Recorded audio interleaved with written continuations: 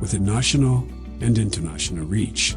Experience the difference with Luntha Television, where innovation meets experience. Our dedicated team, backed by cutting-edge technology, ensures seamless execution and unparalleled results. Luntha guarantees credibility and professionalism in all its endeavors and services. We offer, among this, production and broadcasting of jingles, music videos, narratives, documentaries, press services and programs on location or outside, live broadcasting of mass and other church functions, government or indoor functions, and political rallies, creation and broadcasting of special programs, sponsored content, sports and entertainment, and advertising for small, medium, and large enterprises. All services are offered at competitive prices. Tune in daily to catch Luntha Television on Zuko on Channel 51, Starsat Channel 474, Star Times Channel 474, Topstar 474, Kliye 007, GoTV on Channel 807, Azam on Channel 386, and live streams on our YouTube and Facebook platforms. You can find us in Area 2 Lilongwe or can reach us on 0883 815 055. Come, let us help you grow your business.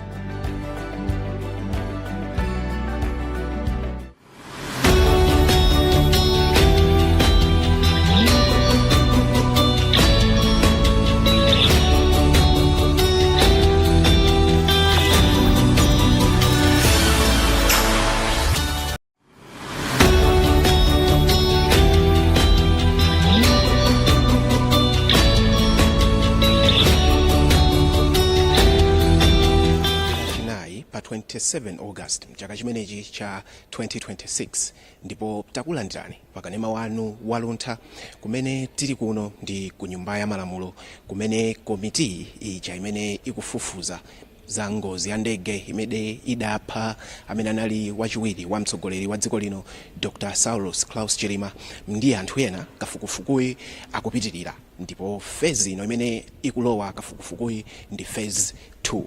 Tinaonatu dzulo ndithu kafukufukuyu phase 2 ikuyamba pamene Brigadier General Mtende amene ndi opuma retired anabwera ku nyumba ya malamulo kuno kudzakumana ndi komiti imene ikufufuza za ngozi za ndegeyi ndipo iwowa adaperekera umboni. Brigadier General Mtende ndi opuma mmene tanenera moja ndipo iwowa anabwera kuno kudzaperekera umboni ngati mmodzi mwa ndithu amene adayendetsako mbuyomu ndege imene ya Donia imene idachita ngozi, ndipo iwowa amaperekera umboni wawo monga ngati iwowa expert kapena tinene kuti amene anali ndi ukadaulo woyendetsa ndegeyi ndipo za zimene amadziwa za ndege imeneyi. Ndipo Brigadier General Mtende ndi mmodzi mwa anthu amenenso adaphunzitsa ena amene amayendetsa ndithu ndege imeneyi ya Donia imene idachita ngozi. Ndipo mwina mungofuna kupereka chithunzithunzi pamene tikudikira kuti tikupatsireni mkatimu pamene kafukufuku akupitirira tsiku la lero. Brigadier General Mtende anapereka umboni wawo ndipo mwa zina zimene iwo adalankhula dzulo adanena kuti adakakhala kuti iwo pa 10 June paja kuti mwina anali iwo amene amayendetsa ndegeyi, adanena kuti iwowa sadakalola kuti ndegeyi iyende malingana ndi nyengo mmene inalili. Ndipo anapitiriza kunena kuti akudziwa kuti sikudakakhala mwina kophweka kuti iwowa mwina ntchito yawo adakatha kulolera kuti kaya nkuchotsedwa ntchito, koma kuti iwowa mwa ukadaulo wawo sadakalola kuti ndegeyi iyende malingana ndi nyengo mmene inalili. Ndipo kafukufukuyu mmene ndanenera kuti akupitirira mmawa wa lero ndithu titaone kukubweranso ndithu akatswiri ndithu amene odziwa za nyengo amene atafotokoze zambiri. Chomcho ndimafuna inu ndikumemeni kuti mukhale pomwepo pamene tikutengerani nawo mkatimo. Mwakoma nonse, pitirizani kuonera kanema wa Luntha. Ziko responsibilities within the Department of Climate Change and Meteorological Services on matters relating to the institutional framework governing the provision of aviation meteorological services in Malawi and the department's role in supporting safe aircraft operations. The committee is particularly interested in understanding the department's statutory policy and operational responsibilities in the generation, validation, interpretation, and dissemination of information, weather information, including meta reports, terminal aerodrome forecasts, SIGMET advisories, and other specialized aviation weather products. I'm sure these are familiar terms to you, Madam Chafunguma. The committee is particularly interested in the manner in which the department discharged its responsibilities on or around 10th June 2024, including the preparation, issuance, and dissemination of weather-related advisories, warnings, forecasts, observations, or other information relevant to the intended flight. The committee may further seek your evidence on whether the applicable standards, procedures, and practices were followed in the generation, validation, and dissemination of relevant meteorological information. Where available, the committee may also seek documentary records generated or held by the department relating to the material day, including weather forecasts, observation reports, aviation weather briefings, satellite imagery, and other meteorological products that may assist the committee in reconstructing the prevailing weather conditions and understanding the meteorological information available for operational decision-making. The committee may also seek your professional assessment of the significance of the weather information available at the relevant time, including any weather conditions, warnings, forecasts, or any other meteorological factors that may have been relevant to the flight. The committee may further seek your views on any other relevant meteorological, institutional, operational, or professional matters within your knowledge and experience that may assist in establishing the circumstances surrounding the flight and the subsequent crash. You introduce yourself, state your position, appointments, and relevant professional experience in meteorology and aviation meteorological services. Please provide your testimony truthfully, complete, and accurate, with accurate evidence to the committee. May I request the Secretariat to administer an oath before she responds.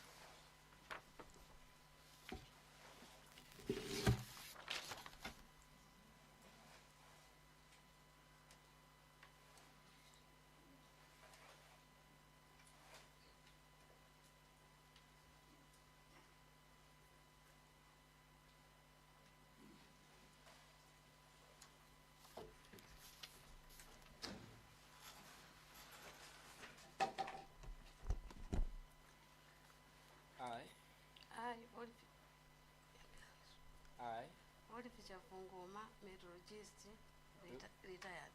do solemnly swear Do solemnly swear by the Almighty God by the Almighty God that the evidence I shall give that the evidence I shall give shall be the truth, shall be the truth, the whole truth, the whole truth, and nothing but the truth. and nothing but the truth. So help me God. So help me God.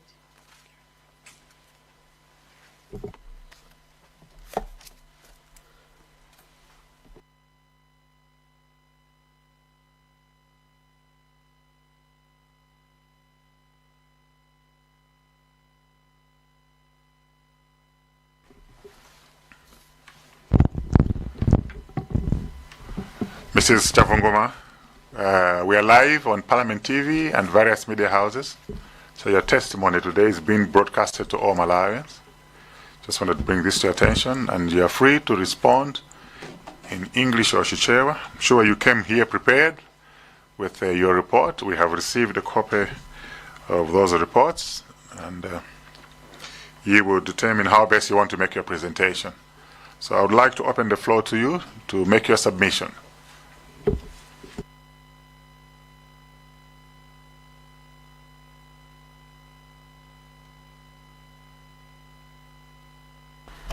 I'll read my presentation in English, but I will take the questions in Chichewa.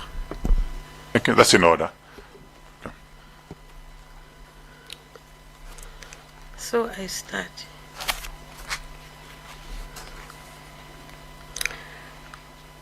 On 1st August 2026, I, Ms. Olive Chavunguma, received a summons to appear before this Honorable Committee of Parliament investigating the Chikangawa plane crash of 10th June 2024.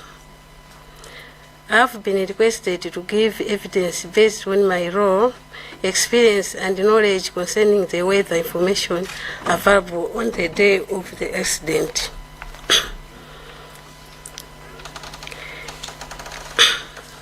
I have been requested to give the evidence based on my role, experience, and knowledge concerning the weather information available on that day of the accident.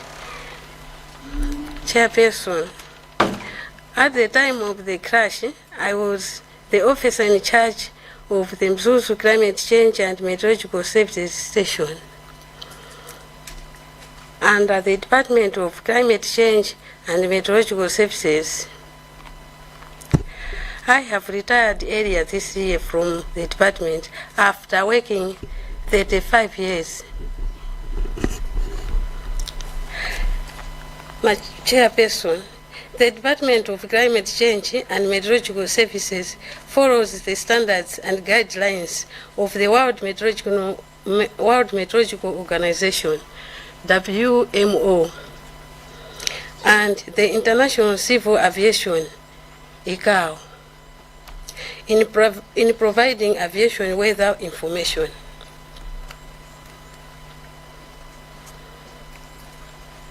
Mr. Chairperson, aviation weather observations are made using internally accepted procedures and codes so that the information can be understood by the pilot, air traffic control, and other aviation authorities. Aviation weather information is normally reported using Coordinated Universal Time, UTC or GMT. Malawi local time is 2 hours ahead of GMT. Therefore, for example, 0400 GMT is 0600 hours local time.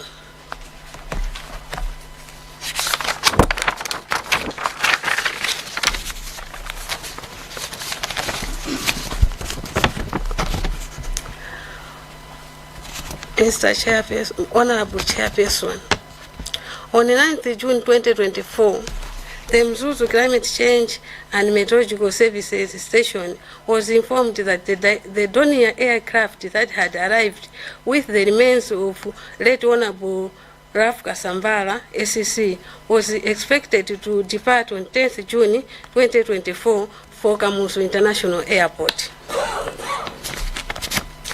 On 10th June 2024, the Mzuzu Climate Change and Meteorological Services Station commenced its normal operation at approximately 0330 GMT, which is 0530 hours local time. At around 0550 hours, this is local time, we conducted our routine observation for the 0400 GMT. Meteorological observations are made hourly regardless of whether there is an aircraft operating at the airport. After taking the observation, the information is recorded in the daily register and the relevant aviation weather report is prepared for air traffic control. KFY, Honorable Chairperson, I wish to clarify the issue of the KFY report. This KFY report is also called weather report sent to the aircraft control. The KFY is a standard aviation weather report which gives information about the weather conditions at a particular aerodrome at a particular time. It contains information such as wind direction and speed, visibility, present weather, cloud conditions, temperature, dew point, and atmospheric pressure. The information observed at the station was recorded in the daily register and then coded to the KFY MET. KFY is also named as MET 4, where the report is sent to the air traffic control.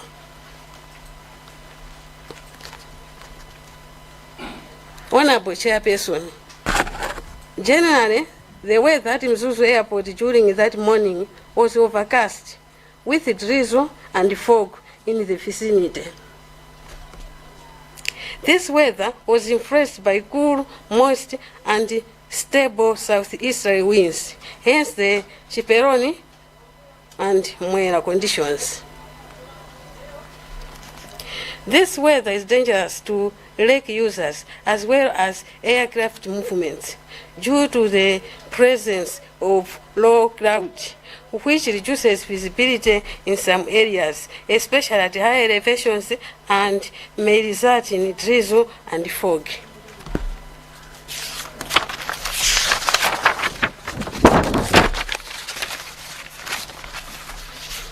Low clouds such as stratus and stratocumulus, together with middle level clouds such as autocumulus and autostratus, were observed that day.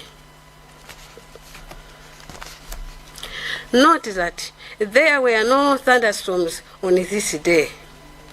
Thunderstorms developed from cumulonimbus clouds, which were not present on the 10th June 2024. Cumulonimbus clouds are generally associated with warm, moist, and unstable northwesterly winds originating from the Congo Basin, usually during summer. These conditions produce strong, unstable winds and lightning, which are also dangerous to the aviation. The Honorable Chairperson, from approximately 0600 hours to 1000 hours local time, the air temperature and dew point temperature remained around 14 degrees before increasing approximately at 15 degrees at around 1000 hours. NB, when the air temperature and dew point temperatures are the same as it was that day, if you will see the QFI report, are the same, it means that the air contains maximum amount of moisture and is fully saturated. Such conditions are associated with fog, low clouds, drizzle, and reduced visibility. Honorable Chairperson, the visibility recorded at Mzuzu Airport that day from 04 to 08, from 0, which is 0600 in the morning, to 1000, which is 0800 of the GM time, was like this. At 0400 GMT, which is called in Malawi, we say 0600 time, it was 8 kilometers visibility, or 8,000 meters. When we say that, we mean that when a person is standing and seeing towards the horizon, the end where the earth and the sky meets, the person could just see something at only 8,000 meters or 9 kilometers. So at 0500 GMT, 0700 local time, it was also 8 kilometers. At 0700 But 0600, which in Malawi we can say 8 o'clock, at 0800 local time, slightly improved to 9,000 kilometers. At 0700 GMT, which is in Malawi is 9 o'clock, 0900 local time, it went back to 8 kilometers. At 0800 GMT, which is 1000 local time, which we call 10 o'clock, it was again 8 kilometers. There was no change at all. This change, which was at 0800, was not potential to put a space. Had it been, it was improving up to plus 10 kilometers. We would have given the air traffic controller a special condition, which we call a space of improvement. Honorable Chairperson, I will briefly explain the KFI report presented to the committee. There are so many reports that day, our daily observation, but this time we will discuss the 0400 or the 0600, 6 o'clock in Malawi, where that was like that. If you can take that one, the report is a weather report to the air traffic control. It identifies the location using the aviation code FWUU, which represents Nzuzu Airport. Any place, any aerodrome where there is aircraft coming or going out of that, the name changes. Like Lusaka has got the name FWLU, Chireka FWCL, and Kamuzu International Airport FWKI. So on this place where there is saying office, people using the same documents, they put the name. In my case, it was Mzuzu, FWUU.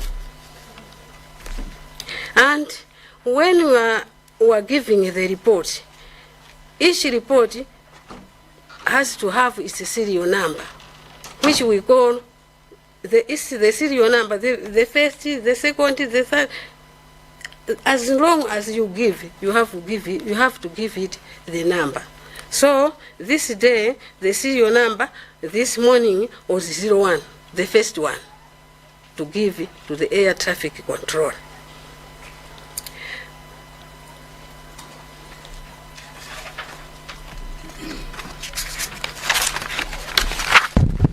Chairperson, is she referring to a certain report, maybe which we don't have? The first report for the day was issued at 0400 GMT local time. In my illustration below, I use the Med4 report as follows. Can you hold on first? Which page is this? So what we have on second page,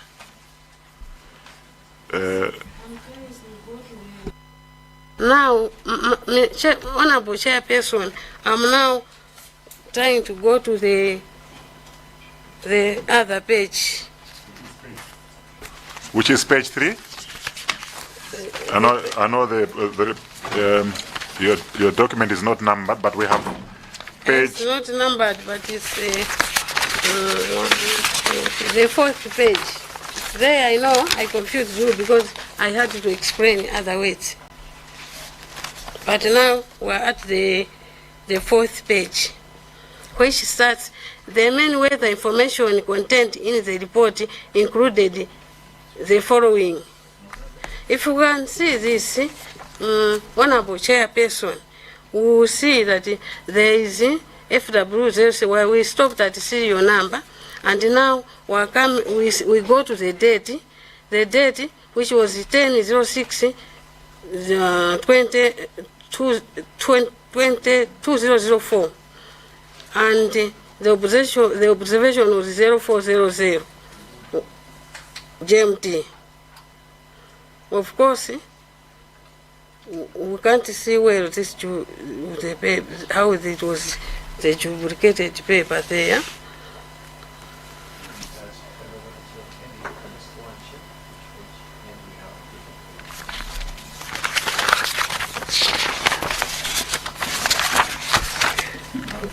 Secretary, do that? Yeah.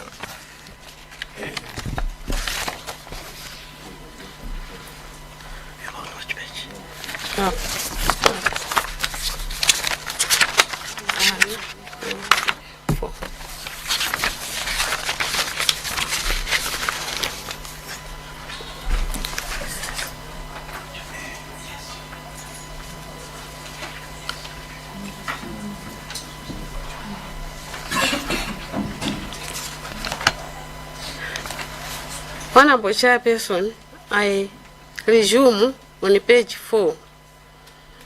The main weather information contained in this report included the following. There is a QAN, QAN.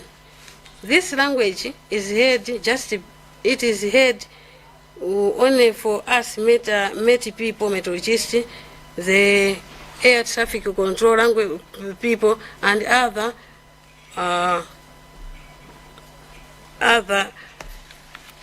airport crew members of the aircraft.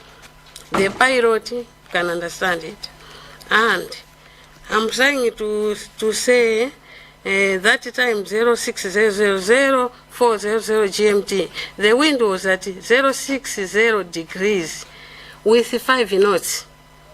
0600, it is the direction, which starts from 1 up to 360 direction. At any place where a person is, there is direction. So that was the direction. And the speed of wind was 5 knots. 5 knots is the same as 10 knots. Wind speed at 10 meters per second. Just a second, wind has had to travel at 10 meters per second. So I think I should take this one in case. The present weather, QNY, was fog in vicinity. Fog in vicinity, the fog was seen at 8 kilometers or 8,000 meters. Not only the place where the one was observing could see it far, 8 kilometers or 800 meters. QBB, clouds observed.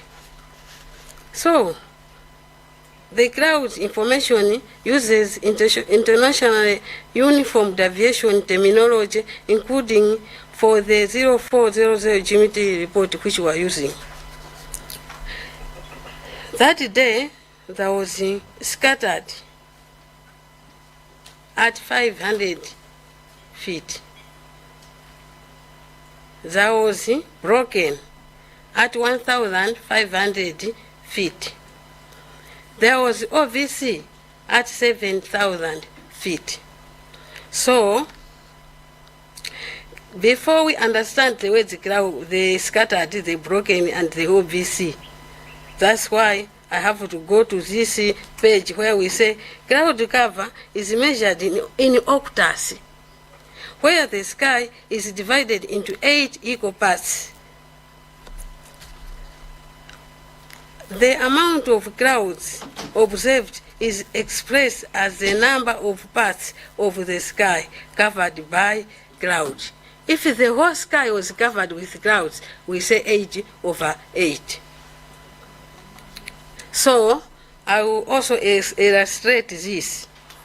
When it is 0/8, Sometimes we wake up and we find that there is no any cloud. There is no cloud.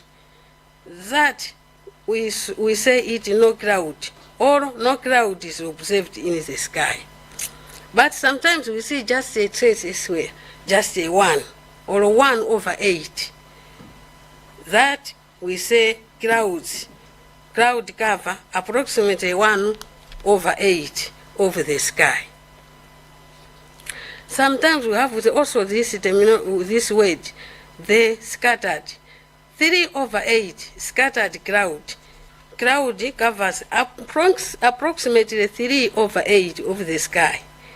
Sometimes we go and 4/8. It is also scattered. And cloud covers approximately 4/8, or about half of the sky. Now, when we are at 5/8, it is broken cloud. Broken cloud covers approximately 5/8 of the sky.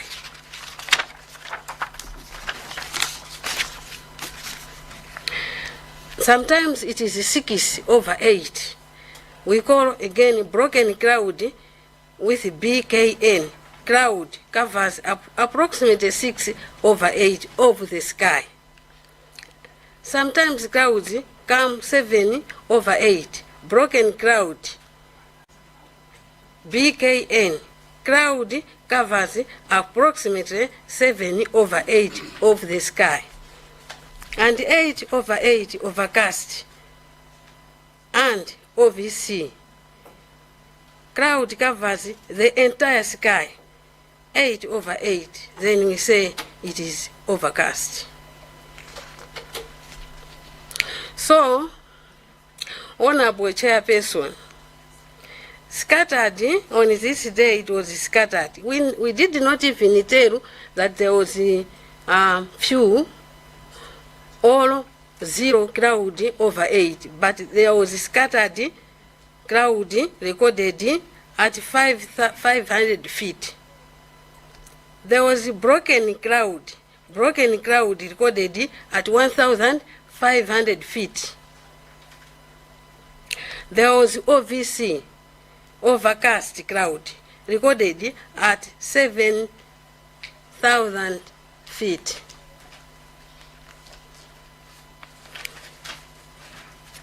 Honorable Chairperson, we also record the QNH. There is a word, there is QNH. This part is atmospheric pressure. Atmospheric pressure is the air pressure adjusted to mean sea level pressure. In aviation, pilots use QNH to set their aircraft altimeter so that it shows the aircraft's altitude above sea level. In simple, QNH helps the pilot to know the aircraft altitude above sea level. I have also to say a little on that one. The altimeter, when the pilot knows he takes our reading to his own altimeter. Altimeter, when he is landing at the airport. For example, this was 1025.8 hectopascals. When the pilot is landing, when he lands on the ground, it should be 0, because it should read the height above sea level. We are mentioning of the sea level. They put it at 0, adjust it at 0. So at 0 above sea level. When he is landing on the runway, when he is using this, like in Zuzu, he has to drop down. And when he is dropping down, when the readings were correct, this one will see that he is reading the height above sea level of Mzuzu. That is another way. There is also the other way of QFE aerodrome pressure. QFE, I'm mentioning all of this because there are 3 places where we are reading pressure. So I tried to explain of the QNH pressure. But now the QFE pressure. The QFE is the air pressure measured at the airport or aerodrome level. When a pilot sets the QFE on the aircraft's altimeter, the altimeter shows the aircraft's height above the airport or the aerodrome. Let's say an airplane is landing at Mzuzu. His reading should read the height of Mzuzu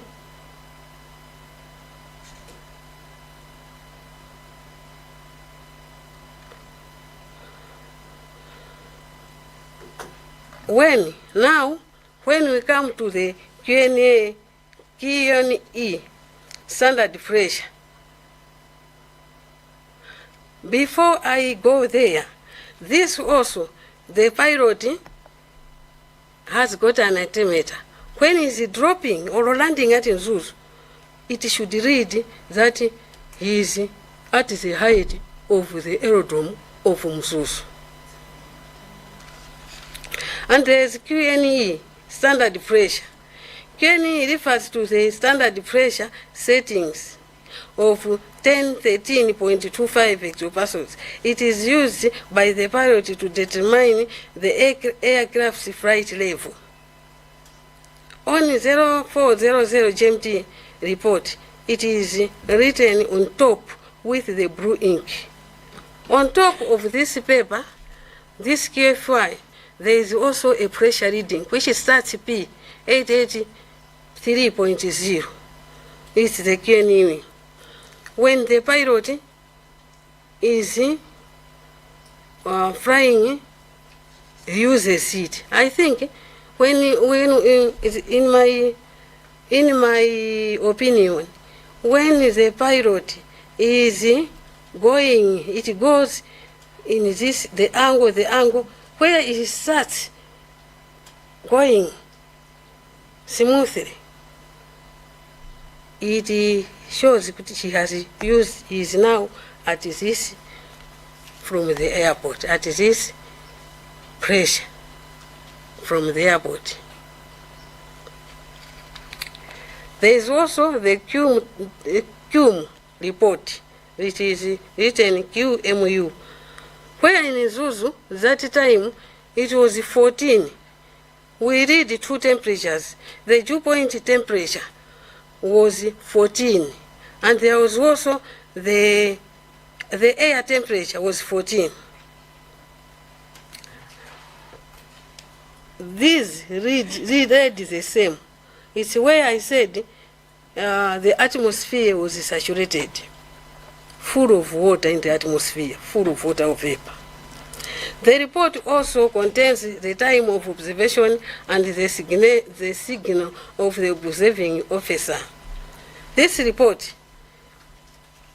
when the one who is writing is the one who is doing the observation, reading the instruments, has got a place to write TOO, time that he has prepared it, and GMT is the observer, the one who was reading the instruments, and TOR is the one who has received. In this case, the air traffic control officer had to sign on this thing.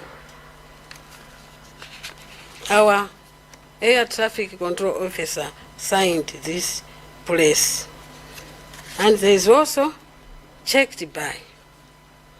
This, most of the times, this space is signed by the forecaster.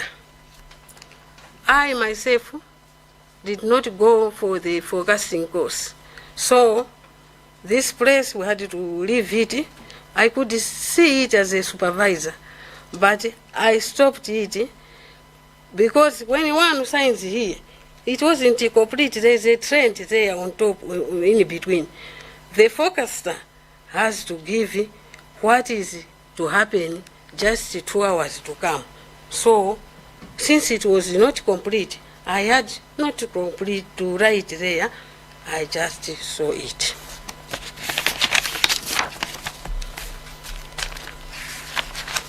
The duplicated paper is the one which is given to us, returned to us, the duplicated one.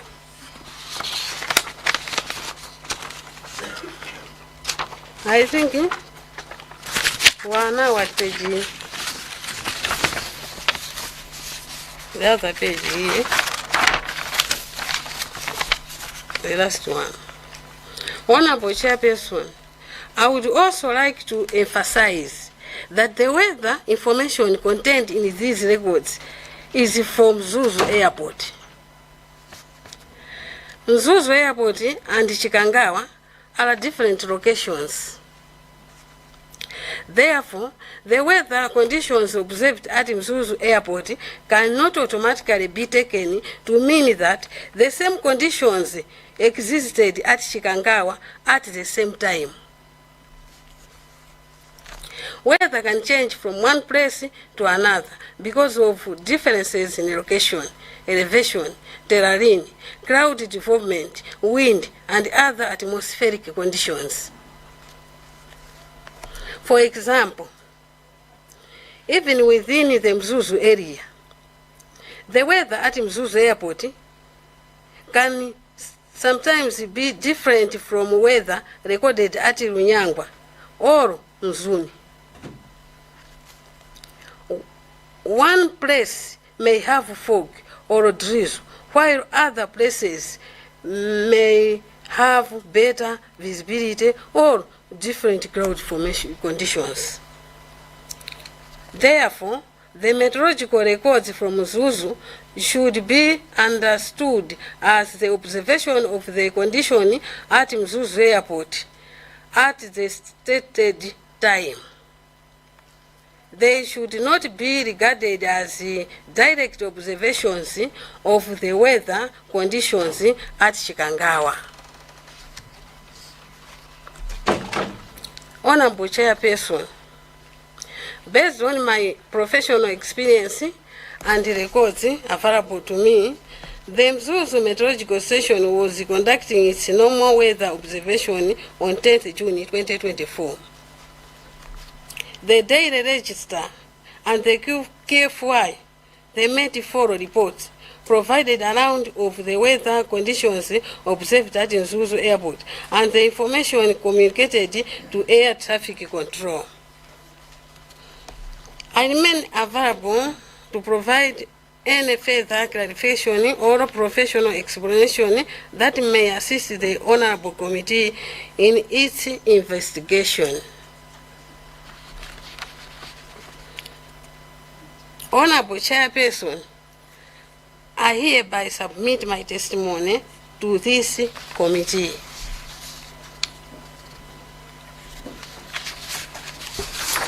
Sumokambi, Mrs. Olive Chavungoma. The report minima de basa ya Zanyengo. Imene nali Mzuzu pa 10 June 2024. Mangofuna tisanambe mafuso kuti titsimikize kuti information imene ya Zanyengo maitenga kutiko mapanga nokha. Information ya Zanyengo si timapanga toka in that way kuti timaitenga tisitipanga toka kungolemba.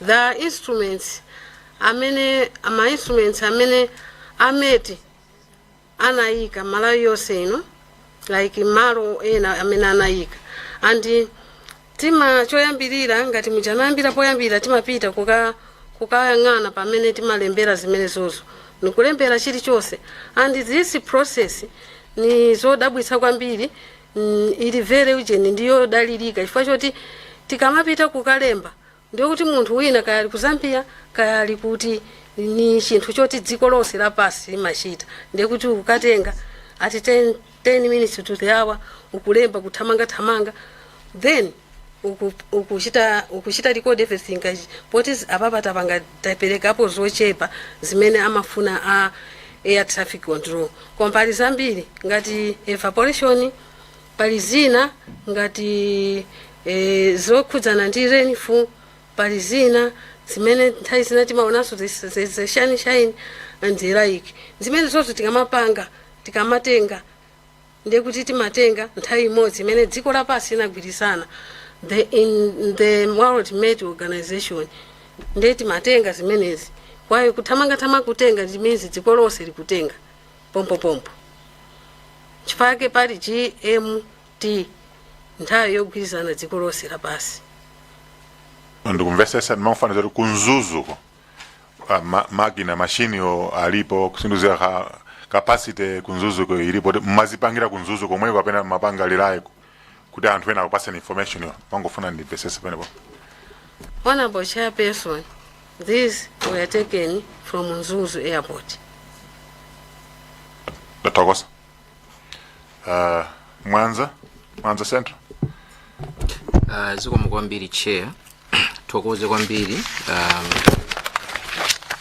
Miss Olive Chavunguma chifukwa cha information imene mwatipatsa yotithandizira ntchito imene dziko lino latipatsa kuti tigwire. Ndimafuna ndingofunsa mutulutsa mawu ena pa page 3 paragraph 2 mawu amene mukomiti muno abweramu kangapo ndiwerenge mchingerezi mene mwalemba kuti note there were no thunderstorms on this day. Thunderstorms develop from cumulonimbus clouds which were not present on 10th June 2024. Cumulonimbus clouds are generally associated with warm, moist, and stable northwesterly winds originating from Congo Basin, usually during summer. These conditions produce strong and stable winds and lightning, which are dangerous to aviation. Now, tinali ndi Captain Ntani aku MDF, ndi pilot. Mu submission yao yo anaganizira kuti ndege imene inakumana ndi mitambo imeneyi pachifukwa chonena kuti pali mayendedwe ena a ndege amene inayenda amene amapatsa mafunso kuti kodi chinkachitika ndi chani. Ndiye iwo anaganizira kuti mwina mapilot anakumana ndi mitambo imeneyi ya cumulonimbus. Ndiye mu submission yanu mukunena kuti mitambo imeneyi pa tsiku limene lili kunalibeko mwanena kuti chifukwa choti imakonda kupanga nthawi zambiri nthawi ya sama. Poti ife za nyengo siti kuzidziwa mwina mutiuze kuti sama ndi liti ni myezi yanji imene tinganene kuti ndi sama kuti amalawi ambiri adziwe kuti kodi mitambo imeneyi imakonda kupezeka myezi yanji. Endi limafuna mungotsimikiziradi kuti iniyo ngati za nyengo kuti mwina nkhani yokuti panali mitambo imeneyi tsiku limeneli ife ngati komiti mutitsimikiziredi kuti kunalibe malingana ndi mmene mwalembera. Ndi nkhani yofunikira kwambiri chifukwa ndi chimodzi mwa zinthuso zimene ife tikuziyang'ana kwambiri kuti tione kuti kodi chimene chidapangitsa ndege kuyenda mayendedwe amenewo chinali chani. Kuti ngati tingachotse nkhani ya cumulonimbus ndiye kuti mwinaso tiyamba kuyang'anano kodi zifukwa zinanso kapena zingakhale ziti. Zikomo kwambiri chair. Zikomo kwambiri chair. Ndinganene zoona monenetsa kuti nthawi imeneyoyo kunalibe cumulonimbus clouds. Kunenera kumene cumulonimbus clouds imachokera imene imachitidwa form ndiso observation imene tidapanga observe kuti kunali mitambo yochuluka ya low imene inali mwina hafu ya pakatikati imene inaliso OVC and even a weather amene ali azanyengo amachita produce day to day focus sada nene weather yawe imasonyeza mphepo ya south easterly winds, not northwesterly winds. Komaso zimaoneka ngati kuna sikunali like unstable wake yopita mwamba. Cumulonimbus clouds ndi ntambo mene umakula kuchokera from lower area low umakula mpaka na kumidu mpaka na mwamba kuonetsa kanthu kamene timati anvil. And cumulonimbus cloud imakhala ndi distance yaikulu pasi yoyambira mwina 600 or 9 kilometers pasi on its base, and imakwera kupita mwamba about 20 kilometers nde kenako imazayamba kugunda. Ikamagunda monga ifaza nyengo ikana kauti inagunda tsiku limeneli kungogunda koka timapereka space ku air traffic control, timapereka ndithu chenjezo imene weather imene timati space. So I can strongly confirm that that day there was no cumulonimbus cloud. Pompando a chair, honorable. I thank you, Chair. Gelongemude, then there's Mayana. Zikomo kwambiri Chair. Ndikuthokozeni zikomo kwambiri mayi chifukwa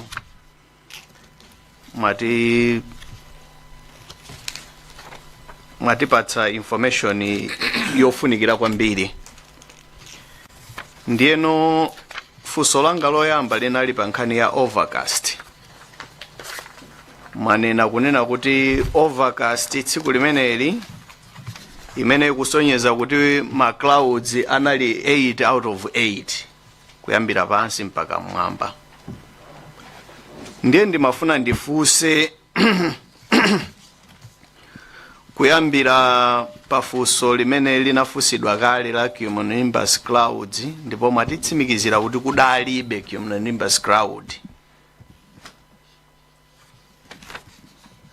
Komanso komalizira kwenikweni kwa presentation yanu mwatiuza kunena kuti weather report iyi ndi apa Mzuzu ndipo malo ena ndiyena simunganene kuti weather yake inali bwanji ndikatengera ku page yanu yomaliza. Mukunena kuti therefore mukunena mwalemba kuti Mzuzu airport and Chikangawa are different locations, therefore the weather conditions observed at Mzuzu airport cannot automatically be taken to mean that the same conditions existed at Chikangawa at the same time. Ndiye mwatitsimikizira kuti cumulonimbus kuna alibe. Tufuna kuti tikhale ndi chithunzithunzi chogwirika. Mukutanthauzanso kunena kuti ndiye kuti so ku Chikangawa kuna alibe. Funso langa loyamba limenelo.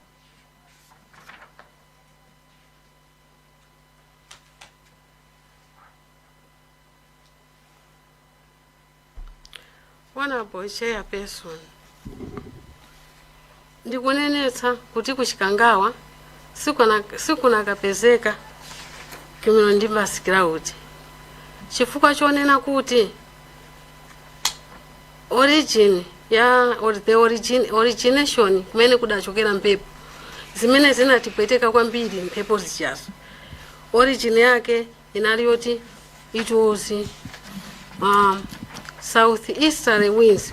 I cannot just say southeasterly winds, but moist, cool southeasterly winds.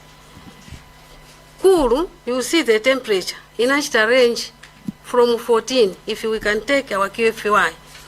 My temperatures akupangira umboni for 14 to 18 degrees. We call it cool. We can say kuti kuli cool. So temperatures were 14, kena kwa nazafika 15, koma nakhalitsa pa 14, which means pepo iyi inali cool. Komaso sinachokere ku unstable. It was stable. Imakuntha, it was stable. Chifukwa choti kufotokozera kwa weather imene iyi, even a focus ananena kuti kuli mwera amene yoyo ndiye kuti amatanthauza mphepo yozizira komanso ya chinyontho imene imatika dutsa mnyanja, imatha kutani kutenga madzi a mnyanja kuzafika kuno kwathu kuno nkuzapanga ngati vula high areas. Ndera iki ku Chikangawa ndi ku high.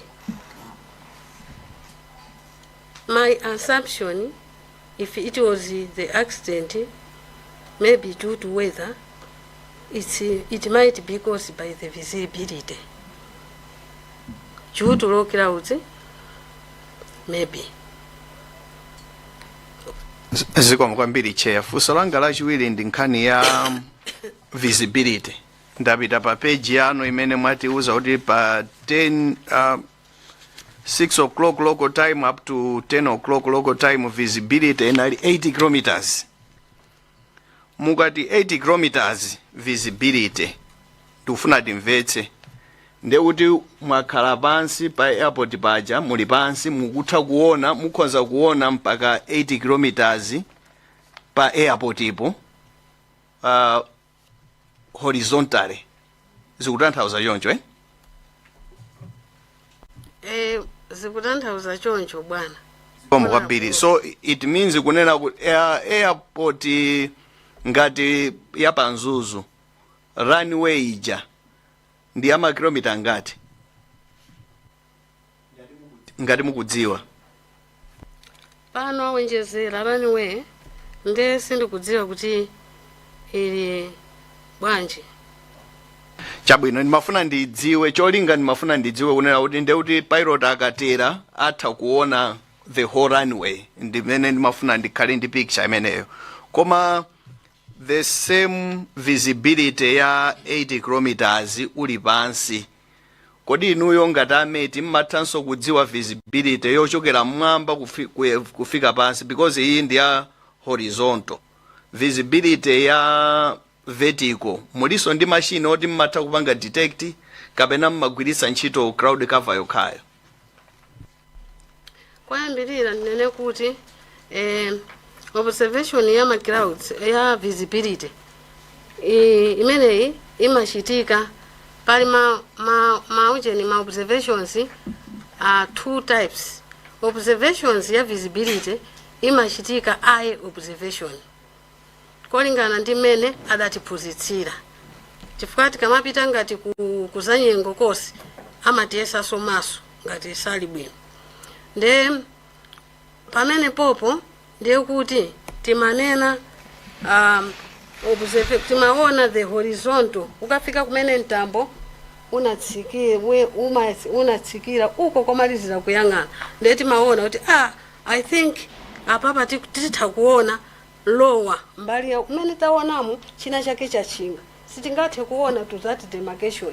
Therefore chimene chachingachi chiyenekera kuti nchiyani. Ndeti machini tsopano timachinena kuti ndifogika olo ndivulaka olo tikhozaso kunena kuti chimene chachinga ichi ndi chani, ndi utsikani. Then mmene tinaphunzirira pa ukadangulo wathu timazanena kuti ndi kodi chakuti. Chifukwa muzanyengo sitilankhulana ndi mawu umene timalankhulirana kachichewa kachitumbuka ka English no timalankhula by codes kuti dziko lonse lapansi tikhale language imodzi. Chair, nimafuna bandi yanke fuso sana ndi yanke. Nimafusa kunena kuti visibility imatiuzayi ndi ya horizontal. Ndeno ndimafuna visibility enso ya vertical yoti pilot ali mwamba akuona pansi. Ndeni ndimafusa kuti kodi muli ndi machine kumzuzu kapena kodi nzotheka ku mate department kwano kudziwanso visibility ya vertical.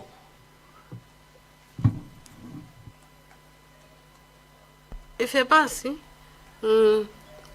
ife zanyengo timakhanga ti asilikali oyang'ana zanyengo tikamaona kuntunda kumwamba kuti sitikuonako timanena ndithu kuti timathamangira pa code imene timati invisible ndiye kuti sitikutha kuona kumwamba. Imapezeka nthawi imene fog imachita cover that kumwamba sikutha kuona basi munthu mwina uzangomuonera ali apa.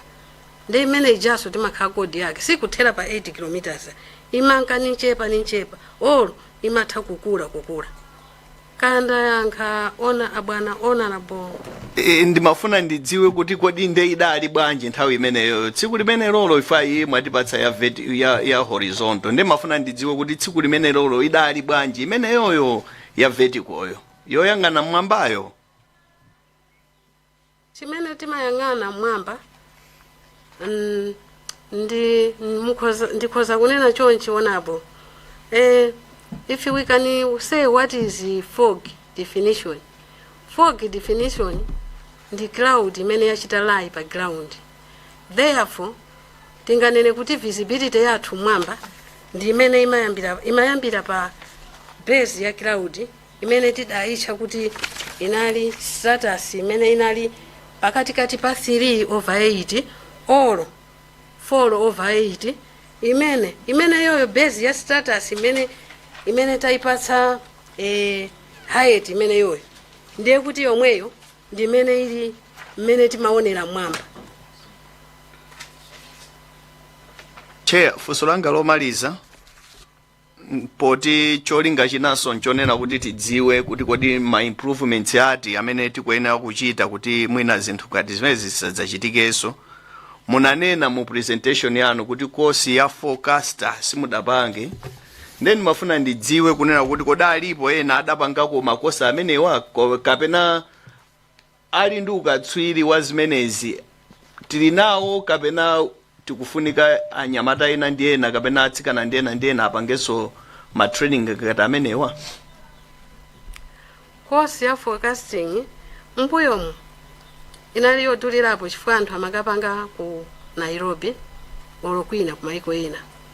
Ndiye this time course imeneyi ya forecasting zili bwino chifukwa pa must akupanga moti panopo tili nawo ma forecaster ambiri like the one who is coming after me is a forecaster from Kia, but that time in Mzuzu there was no forecaster.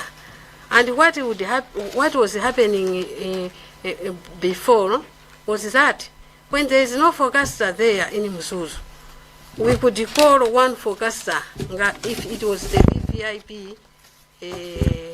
VVIP operation. One forecaster would come from Kia kupita kumzuzu to handle the whole operation. But these days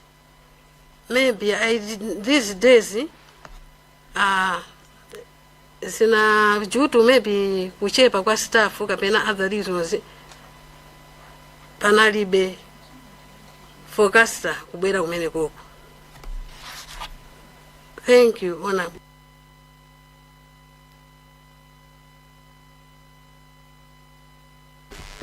Beta Mayan kinako Luntha Malabad.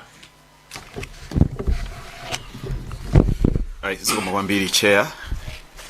Ine ndine Savelo Kafafa kuchokera ku Dedza Mayani constituency. Ane ndikutozeni chair pondipatsa mai kuti ndipeleke kwa mafunso angapo kwa amayi Chavunguma. Munkufotokoza kwanu munanena kuti inuyo munali supervisor wa zanyengo ku Mzuzu. Alipo anthu amene mumagwira nawo ntchito kapena office yanu munali nokha ndimafuna ndidziweke pamenepo choyamba. Office ya zanyengo ndi zonse zimene timachita singathe kukhala ndi munthu mmodzi. Apa ndikunena kuti maobserver and inenso ndikuti ndine observer. Maobserver tinali nawo awiri. And pamene zimachitikira izi tinali ndi maobserver awiri ine ndinso the messenger.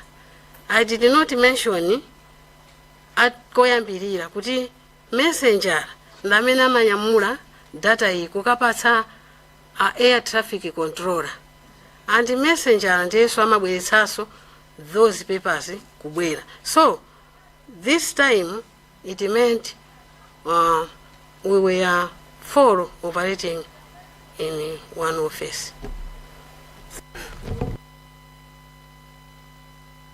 Okay, ndithokoze kwambiri. Munalipo 4, wachinayi anali messenger.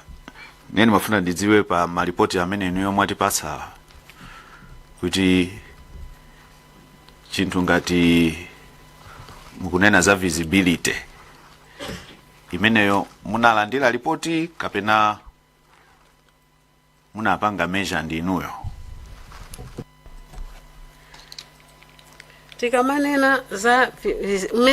Tikamanena za visibility ndekuti munthu uja observer kamapanga timakhala kuti tonse tikuyang'ana makamaka izi za maso izi timafuna kuti tione kuti zoona ndi pali ma demarcations amene azanyengo anatipatsa kuti pofika mwina pa phiri ilo likatsekedwa it means this distance is about ma kilometers mwakuti these ma demarcations sikuti timangoyang'ana basi nkulota apo pali ma demarcations amene timaona monga amene amatipatsira station iliyonse.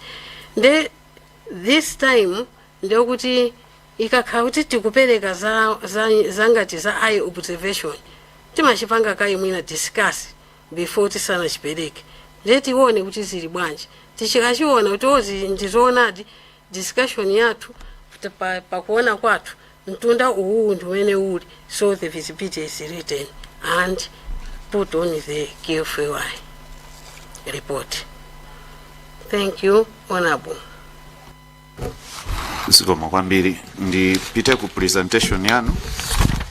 Makamaka I think inali page yachiwiri ya presentation yanu, and ndikuwerenga paragraph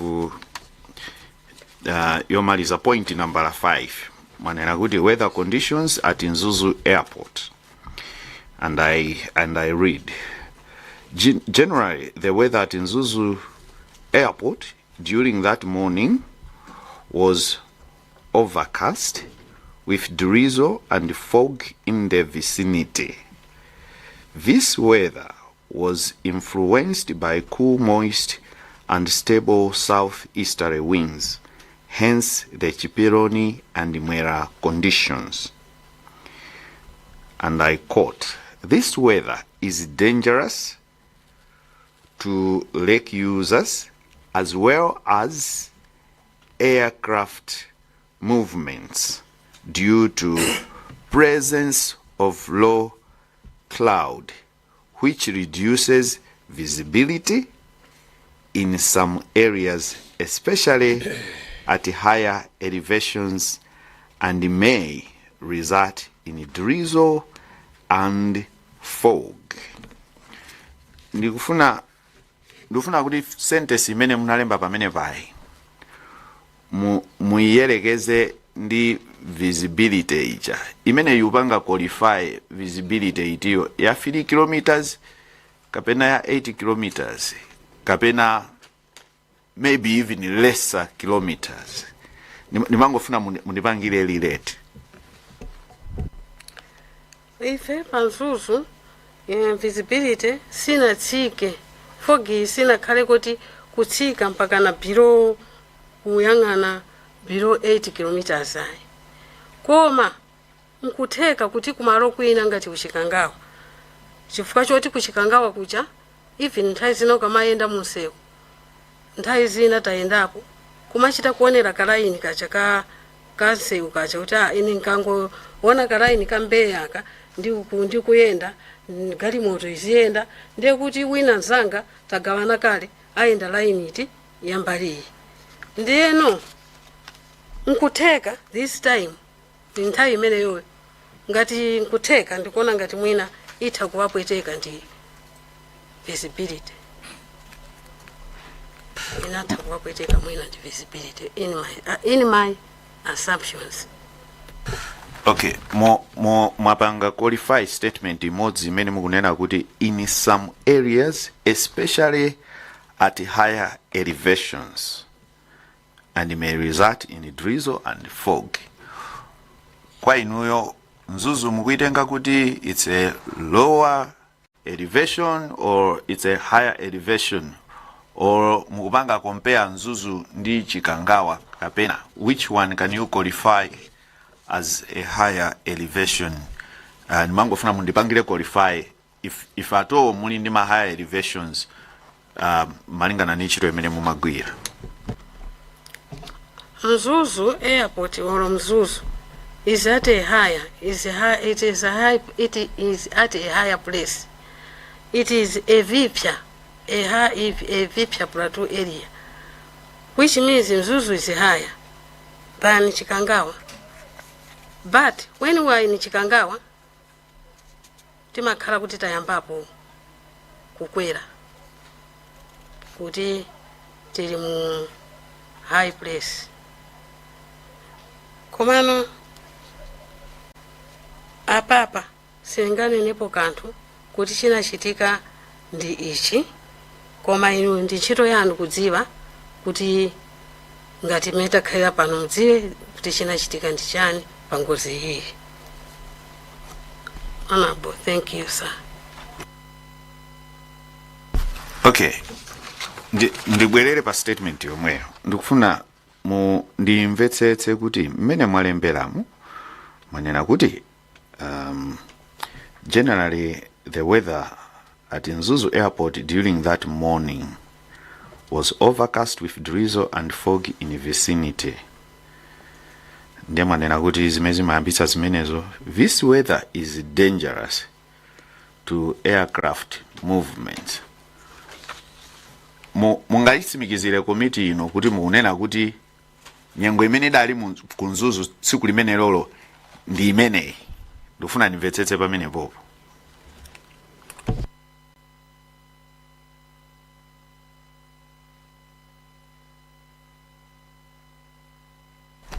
Inde ndikoza kuitsimikizira kuti weather imene Mzuzu nyengo inali imeneyi, koma musaiwale kuti koyambirira kunayankhula kuti generally, chifukwa ndikulankhula kuti inali average imene inali chitika. Ndikuipanga nkhaniyi kuti sinali exactly choncho, it was general. Chifukwa choti mmamawa ngati mukuona inali just fog in visibility. Ndiyaziti we go pang'ono kumachita so madrizo, koma iyi nangoipanga ngati kuti conclusion yose generally. Lambira ndi wedi ya generally, koma ndimene weather inalili ku Mzuzu tsiku limenelo.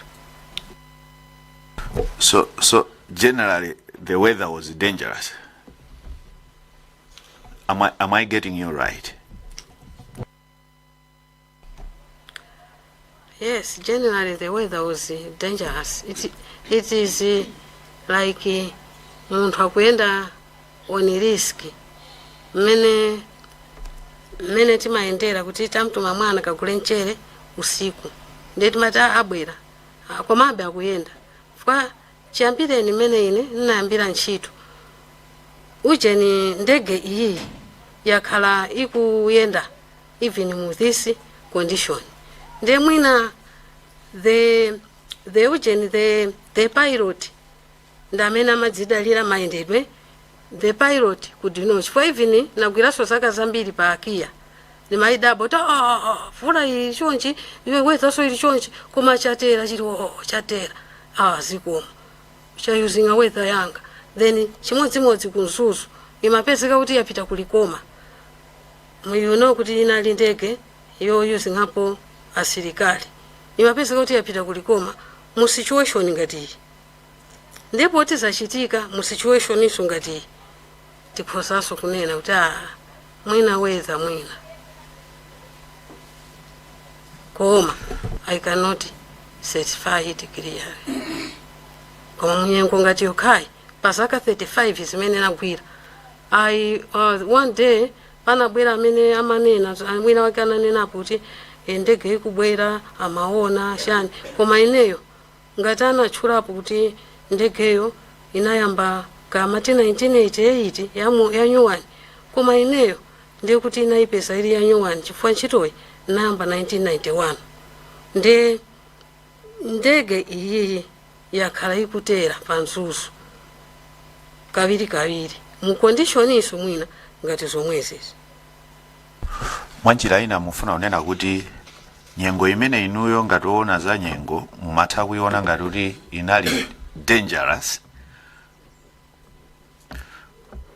munyengo imene mumayiona ngati inali dangerous kwa ndege zina mumazadabwa kuti ndege ngati imene ya Donia imapezeka mu experience yanu kuti yaterabe chifukwa mukuonesa kuti pena mpaka mumayidabwa kuti koma zateradi ndi choncho mukuona kwanu ndimayidabwa kanthawi kena ndimanena kuti mwina poti ndege iyi ndi asilikali mwina amazidalira pilot a ndege iyi chifukwa kuti nthawi zina amapezeka kuti sanatenge kujeni iliyonse ripoti ya zanyengo iliyonse koma amapezeka kuti atera ndimadabwa monga mwanjiro wanga kuti apilot atera bwanji without even kutenga any document pacha ndege iyi ndi asilikali makawero equipped mwina so ma equipment mwina nkutheka kuti mundege momwemo makhaso ma equipment a weather owadziwitsa temperature kuti kuyenda bwanji chimene ni very sure ndi zangati QNH K4 tichasonde amayuzinga then mata ndi kuti ndege iyi I think mwina ili well equipped bwanji atera weather ngati iyi so zikomo kwambiri honorable sir. Okay, so mufuna itsimikizira committee kuti zilipo nthawi zina ndege imene imauluka munyengo zoti mumazidabwa komanso nthawi yonena kuti samadzatenga maripoti azanyengo kwa inu ndipo inu mumakhulupirira kuti muli zida zokwanira kuti mwina ali ndi zawo zimene amagwisa ntchito kuposa so mwina zimene muli nazo inu ndakumvetsetsani bwino pamenepo honorable zoona nthawi zina imatera without consulting us or kunyamuka ndi makhulupirira kuti ali well equipped ndi zimene ali nazo ndili pomwepo tsiku limeneli ndiye kuti mmene amauluka kubwera ku Lilongwe anakufunsani za nyengo kapena kuti anakupatsani report tsiku limeneli koma tsiku limeneli za nyengo anatenga komanso abwana athu akutawa anazanenapo kuti anamatiuza pamene timakapereka sitinadziwe koyambirira that's why sinalembe apa sitinadziwe koyambirira kuti kubwera ndege komano anamazatiuza mmene timakapereka ripoti yathu mwa normal imene timaperekera kuti kubwera ndege ya VVIP nde ngati munthu umalemba nyengo bwinobwino we are comfortable kuti olo ndi ya VVIP olo siri ya VVIP koma weather imene tikupereka ndi yomweyi ili bwinobwino wanapo cheya anyamata anu amene mumathandizana nawo mumadziwa maphunziro awo makamaka awiri aja kuti munthu upezeke kuti ndiwe wazanyengo ntchito yathuyi ndiyovuta sungangomutola munthu kuti ya tiyeni mukapange zanyengo panjira kapena staff yavuta tiyeni inu munachitako mwakuti mukachite za nyengo ndiyo vuta ndi anyamata awawa even ataphunzitsidwa kotani atatha kuphunzira timakhala nawonso pasi kumalembera limodzi kumaona kuti zili choncho kumalemba nde nthawi imeneyo anyamata awawa anali ndi anthu oti anagwira ntchito zawo mwina less than 4 years. Ndi mafunsa choncho chair chifukwa ndikuona ngati kuti pali kutsutsana pa statement ichalemba icha pang'ono ndi nkhani ya visibility ya 3 kilometers. Ndiye pakuti ine sine waza nyengo koma nangofuna kuti mundipangire notice kuti ndifake ni mafatsilira pamene pakuti kodi visibility ya 3 kilometers kapena visibility ya 3 kilometers mungaitchulese kuti it's dangerous kwina kapena sindikumvetsa ndine. Visibility pamene talemba ife sinalembepo 3 kilometers chair. Visibility was maintaining 8 kilometers. Mina poti 8 ndi 3 polemba amatha kusanduka ngati 8 iso. But the visibility maintained 8 kilometers. Koma kufika pa kanthawi kena kamene timati mwina 9 koloko yakwana. 9 koloko ikukwana. Inazapezeka visibility icha inaonje inazachita before pameti ma 8 o'clock visibility inazapanga ngati ya kuzifunda 10 o'clock kuti kuzikhala bwino inazachita ko improve to 9 kilometers from 8 kilometers to 9 kilometers muzinthu zolembera zimene alemba mungakhale apa pa margin pa ma QFI report komano pamene imazati 10 o'clock tikatengeso weather ya 10 o'clock visibility inazatsika kuzakhala ngati mene zinalili mama olomene inalili nthawi yonse was maintaining yomweyo inazachita maintain polingana ndi ukadaulo wathu ikanakhala kuti apapa inazatsika kufika 8 atiti pini kuti inatsika kufika pa 3 kapena kutsika kufika pa 5 kilometers tinganachita issue a space mene tinaphunzirira kuti zikafika apa muyenekera ikapa weather ikapanga deteriorate yachita deteriorate mukufikira malimiti yawo muchite issue space ndiye tikanalemba osati kudikira hourly observation yayo in between tikanalembaso kapepalaso ka KFA yaka ukapereka kutawa ndikulemba pamwamba space nthawi imeneyo communication ili bwino timatumiza nthawi imeneyo imene ndimayamba ine ntchito kunali ma telex kusonyeza kuti meti department ndi chinthu chofunikira kwambiri timatumiza pompo kafuna weather ya ku London kafuna weather yakuti tete pompo timayiona ndiye chimene chinavutaso kwambiri ni communication kwathu chifukwa koma kulingana ni ujeni ndi tsiku ili zinali bwino chifukwa ujeni communication pakati pa ife ndi akutawa inali bwino timapereka mene zinalili komano zinazo mwina kutsogolo kufunika kuti thandiza kwambiri kuti internet tisakhale nayo because tinalibe internet that time. Okay, chair ndifuna nimvetsetse kuti statement ya dangerous ya madrizzles chipiloni chani ndikuti mufuna kutanthauza kuti zimene zisizokhudzana ndi visibility kapena ndi macondition foggy chani zimene zisizopanga affect visibility kapena ndi visibility iti imene mumaitenga kuti ili dangerous and this one is not dangerous. Chifukwa ndikuona ma statement awiriwo ndi pamene ndikufuna kumvetsetsa kuti ma statement awiriwo akukangati akusemphana mwina ndifake ndikufunsa pamenepo kuti visibility ya 8 kilometers mukuti itakhala kuti ilo case mungapereke kuti pali chiopsezo kapena ndi ya 8 kilometers yomwe imene mukuitchula kuti ife kuli chipiloni it's dangerous nongofuna ndimvetsetse pamenepo. No, I was just mentioning kuti kunachitika ma weather amenenso anali chani dangerous chifukwa fog amaoneka kavula kamangowaza munsuzumo continuous wona visibility inalibe maintained kufika so mpaka na ma 12 ma 1 ma 2 ndi pamene kunazayamba kuti temperature wayamba kuyera komanso ma temperature awawo anali atapanga wina 14 dew point ndi imene ikafanana ndi air temperature. It means the air yadzala chani yadzala madzi. Ndeno fog nthawi imeneyo inaliko komano mitamboso like fusolina mwandifusa kuti kodi clouds imasonyezanso kuti visibility sili bwino. Ndikhozo yankha kuti clouds iso ikhozo kupanga kuti visibility sili bwino. Nangano ngati ukuona kumwamba just 500 feet imene inalili apa ndiye kuti visibility ya mwamba mitambo itikamayichula kuti ili dangerous nthawi zina ni visibility yeso ili affected mwachidule ngange choncho bwana honorable.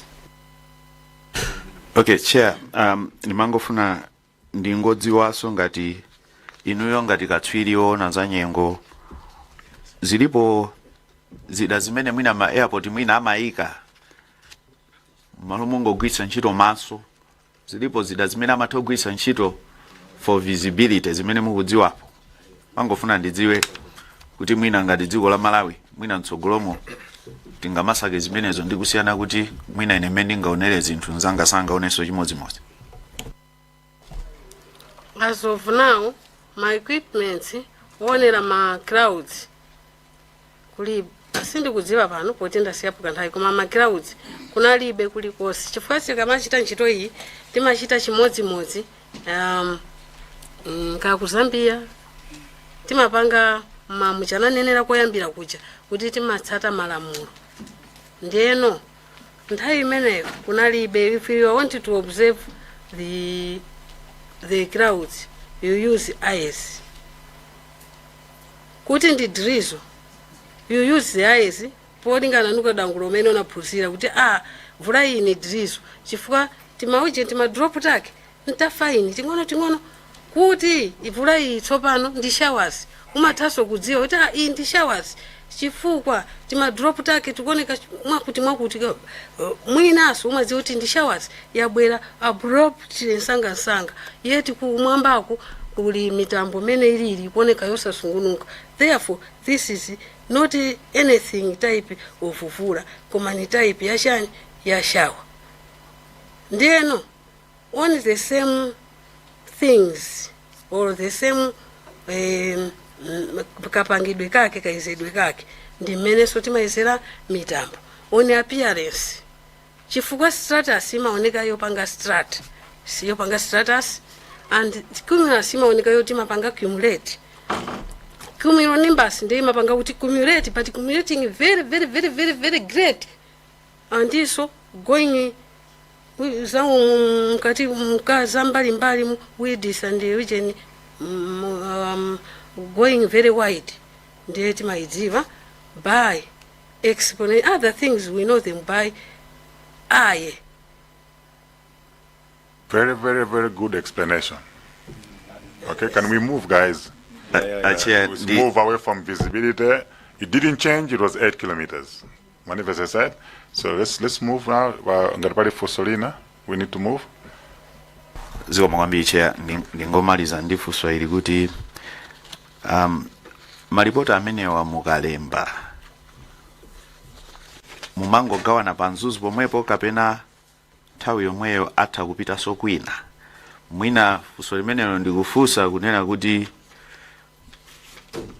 ngati amapita kwina titha ukapezako duplicate ya ripoti limenelo kuti nthawi imeneyo linatumizidwa kuti titha ukapeza kwina kapena tingodalira ma records apa mzuzu. Ndikutanthauza kuti ngati mutalowetsa pa makina ngati aja mnanena akale telex ndi zina mukalemba zanuzi apart from the hard copy imene mumasainamo nthawi yomweyo mumakhalanso ndi copy imene yatumizidwa kwina kuti titha ukapanga verify kuti nthawi imeneyo maripoti wana apangidwa share apart from pakati pa inu nokha apa mzuzu ndi kutawa. Pamene mukundiyankha funso limene lindi ngomaliza ndikunena kuti chair pali ma airport ena masiku anowa akugwirisa ntchito poopa kuti munthu atha maweruza mosiyanasiyana. Ma airport ena akugwirisa ntchito kachida kamene akutcha kuti forward scatter meter ndi ma transminometer. Zimenezo ndi zina zimene anzathu akugwirisa ntchito ma airport mwina malingana ndi ma technology amasiku ano kufuna kuti visibility isachite kukhala dependent kwambiri pa munthu. Ndiye mwina ngati dziko mwina tidziganizira zimenezo kuti mwina tsogolomo ma airport athu akhale ndi zimenezo. Ndiye mwina poti enanso abwera tidzawafusa makamaka amene amayang'anira airport ngati ya Kamuzu International Airport ndi zinaso. Ine ndimalizie pamenepo chair, nangofuna ndidziwe ngati malipoti atigawirawa nthawi yomweyo anatumizidwa sokwina kuti titapanga verify. Chifukwa chimene ndikuopa chair ndichoti nkutheka kuti mwina nkuamba kuchita correct ma results ukamba kufira ma results ambuyo. Sindikuwakayikira koma nanga sizinthu zikachitika nthawi zina umakamba ukonza ma records. Then mangofuna udziwa ngati pali security yonena kuti zinthuzo akalemba za weather nthawi yomwe amazipanga so share kwina kuti titapanga cross check ndi kumeneko. Thank you, Chair. Thank you, Chair. Thank you, Honorable. Malipoti awawa timayenekera kuti titumize kulikonse. And pa nthawi imene timayambira ntchito using telex umadziwira kuti observation imene wapereka kaya ali ku Zambia munthu kaya Mozambique kaya ali ku Ireland kuti ndiye kuti akapanga tata pressure FWUU kapena FWKI ndiye kuti apeza. But pakati apo kujeni ku Mzuzu internet inazapezekako mwakanthawi koma kunazapezeka kuti internet kulibe. Therefore chimene chimachitika internet palibe timango kupereka ku air traffic control tower kokha akazifuna kapena akakhala kuti munthu ali kulilongwe ndiyeno awayifuna weather imeneyo yakufuna kuuluka ndi kuulutsa ndege kuti abwere kuti kumzuzu timapereka by kungopereka kungogawana toka, which was indeed not good. That's why tinanenapo kuti internet tikuifuna even when we were giving each other weather kuchita kuti tipereke ka kuti kugulu tima using a WhatsApp group yashani ya tinafika povutikira atu office kuti ti using malawi yose ino WhatsApp kumapereka weather yakuti yathu ili chonche kumzuzu waku amene ali kujeni kukaronga ayikapo yakeso pa WhatsApp kumapitisa ku headquarters pa WhatsApp zinafika pachoncho nazisiyaso pachoncho bwana kumpanda.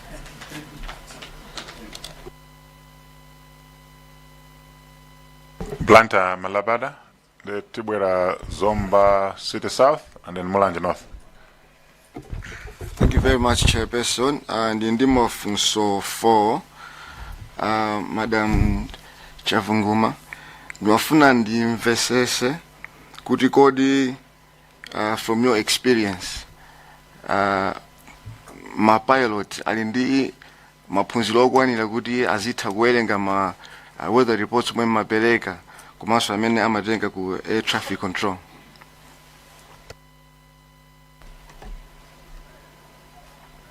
Chair ulemu one zoonadi language imene ima tipali zina zimene timaphunzira timafanana.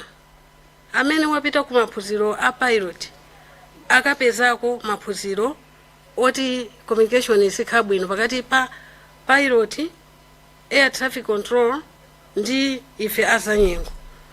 Ndiyeno imene timati aviation aeronautical or aviation maphunziro a aviation amene amakhaso part kuzanyengo chifukwa zanyengo zimachita zinthu zambiri. Ku agriculture it's important, ku transport, construction and the like zambiri. Komano uku timazafanana the same language pakati pa air traffic controller ndi pilot. ndife azanyengo makamaka pa aviation amene tikuchita za aviation pa airport. Chiko nde paunikira za nyengo poti mapilot asanauluke ndizofunikira motani kuti mapilot azisatira zomwe mwapanga forecast.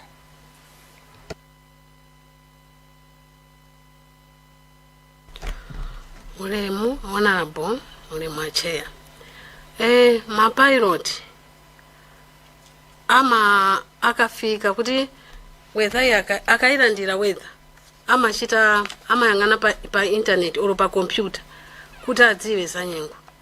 Ndiye zofunikira mafocus aja mafocus amapanga issue day to day aja are very important na amene pilot iso amatha kuona aposo kuti zinthu zili chonchi weather ili chonchi oti mmene amayenda pa nthawi ya ngoziyo amadziwa kuti mu nthawi ngati yokhayokhayi sitinachoka kumzuzu ndipo tinaenda mpaka ntachoka kujeni ku Blantyre mpaka na munthinyengo ngati yomweyi takafika kumzuzu ndi the remains of Kasambala, the remains of honorable SCC Kasambala anadzafika then popita ana using also the same weather amayiona bwinobwino with their eyes kunga ngati anagona kuzuzu ananyamuka weather titapatsa nkukafika ku Kia, but the coming from Kia nimene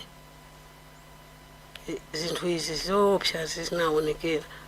I don't know kuti zinachitidwa handle bwanji olo anaona zotani, but the weather was the same, there was no change kweni. Munanena so kuti visibility ntime na 8 kilometers. Kwa ife amene sidimamvesesa kuti kodi visibility ya 8 kilometers ni yotani. Pa ndege, pa weather forecasting pano pa 8 kilometers iyo in your opinion ndi yotani. Ndi yabwino ndi yoyipa.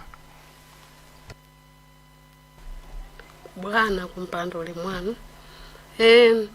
Weather 8 kilometers ili bwino chifukwa choti amatha kuona akanathaso kutera chifukwa amatha kuona Israeli akuyenda koma kuona kuti akukukuku ndikupitako kulikiriye 8 kilometers ndikutera.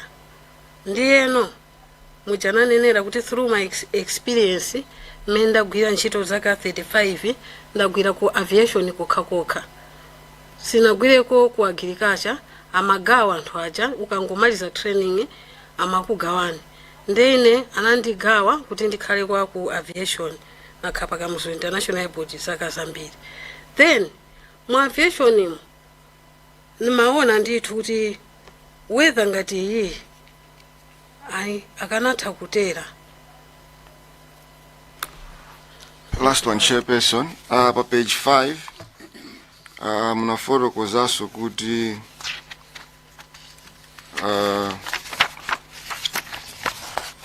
weather yo imaoneka kuti focus chanu inalo kuti up to 7,000 feet mwadipa representation yake. Komano ndege ija panga submit flight plan yao inaonesa kuti izuluka pa 9,000 feet and maybe above. Is it possible kuti muthaudi gaira ku weather focus ya tsiku limene lolo pa from 9,000 feet mpaka na 12,000 feet. Komaso mutipaseko a weather focus ya mene nalili ku lake, because it's been stated kuti nthawi zinanga the weather city bwino popita ku mzuzu amatha kudusira ku lake. So mafadi zoti kodi weather ya ku lake ku time eneyo inaliotani. Zikoma kwambiri. Sikoma kwambiri wanapo sikoma kwambiri ache. Weather ine siningathe kuipa pereka forecast. Fuso ngati ilili ndekuti anzanga amene amakoza sa forecast. Of course forecast natenga ya tsiku ya patent koma ndili kunyumba nati izizi ma documents ena achuruka nasiya. Amene aza yankhe bwino kwambiri za forecasting nda amene abwere amene anachita maphunziro awo ukadaulo wawo wa forecasting mwana kumpando nditero.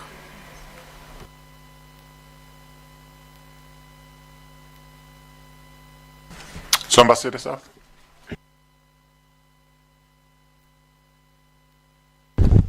Zikomo kwambiri chairperson. Masana bwino mai chavunguma. Ndikuona kuti ndi good afternoon sopano. Ineyo kwa ine mwina mafusena mayankha kale komabe timafuna kuti tingoyendera limodzi. Ndili ndi report yanuyi imene mwatipasa information contained in the report munanena kuti including the following. Then ndifuna ndizichita compare ndi zimene ndili nazo mu BFU report. Chifukwa nkhani ya kunzuzu ikukhuzani chifukwa tetege nachokera kumeneko ndipo imayeneranso kubwerera kumeneko. Then ndifuna ndione nthawi yonyamukira kumamawa ndikupera ndimene mwatipasa apayi komanso imene ili mu BFU report ya 10 koloko. Ndemwe na muzingo ndimvesera pene sizikugwirizana mundu uzati paipo sizikugwirizana. Pa page yanu yambaye imene tikuti the main weather information. QAN wind mwalemba kuti inali 160 degrees 5 knots. Imeneyi mamawa 6 koloko pomwe 10 koloko kunzuzu airport komweko wind inali 150 komanso 6 knots. Visibility kumamawa inali 8 kilometers 6 koloko imeneyo pomwe 10 koloko BFU inalemba kuti less than 8 kilometers. Koma inuyo mulipoti mwanumu mwalemba kuti inali 8 kilometers. Then mafuna pamenepo mutachita clarify BFU at 10 am analemba kuti it was less than 8 kilometers. Koma inuyo mwalemba kuti at 10 kapena 8 GMT inali 8 kilometers. Tachita ndi confirm kuti inali 8 kilometers at 8 GMT which is 10 am which is being referred to in the BFU report as less than 8 kilometers.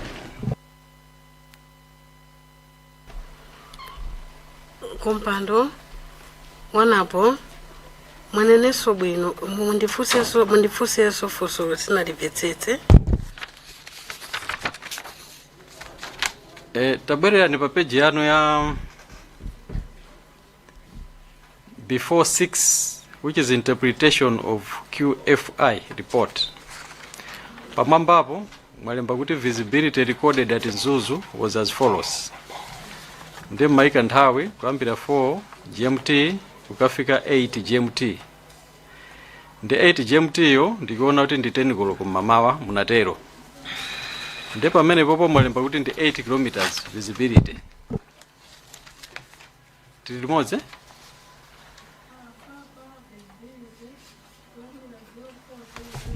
Mike yo?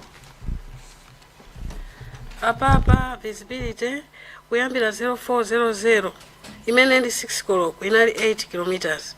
Podzafika 7 koloko inalembedwa inali 8 kilometers. Ayi mafuna yomalizirayo imene mwalemba 8 GMT which is 10 am. 8 GMT 10 iyo ndi 12 koloko imene 0800 GMT imene ikulembedwa 100 local time. Ndeuti ndi 10 koloko right? Ni 12 o'clock. Ndi 10 o'clock. And then mafuna muone kuti munalemba kuti 8 kilometers right? Pa 10 o'clock 8 kilometers. Zikoma kwambiri. Then mafuna be kuti babo muchite confirm kuti ndi 8 o'clock fund uchita compare ndi report ya azungu aja imene alemba kuti nthawi imeneyo visibility inali less than 8 kilometers.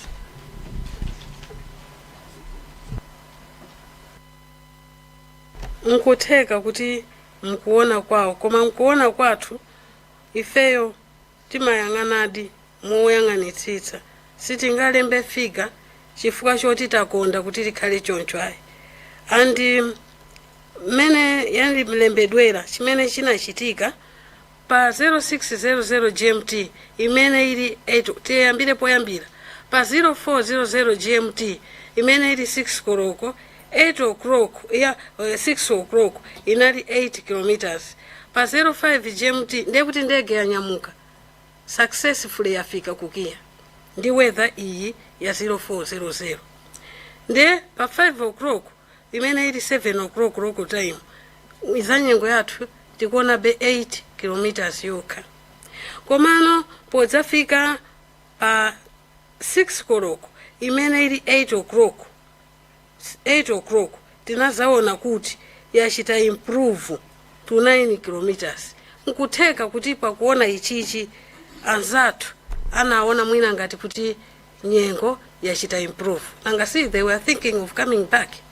coming here now ndipo zafika pa 0700 GMT imene ili 0900 local time 9 koloko ife pa ma recording athu tikupezeka kuti tikuitalepeza 8 kilometers kusonyeza kuti panzuzupo osati kuchikangawa tinazaiona kuti yatsika mmalo moti kukamakwera dzuwa likamakwera kukamafunda ndi pamene popo tinadziwa kuti weather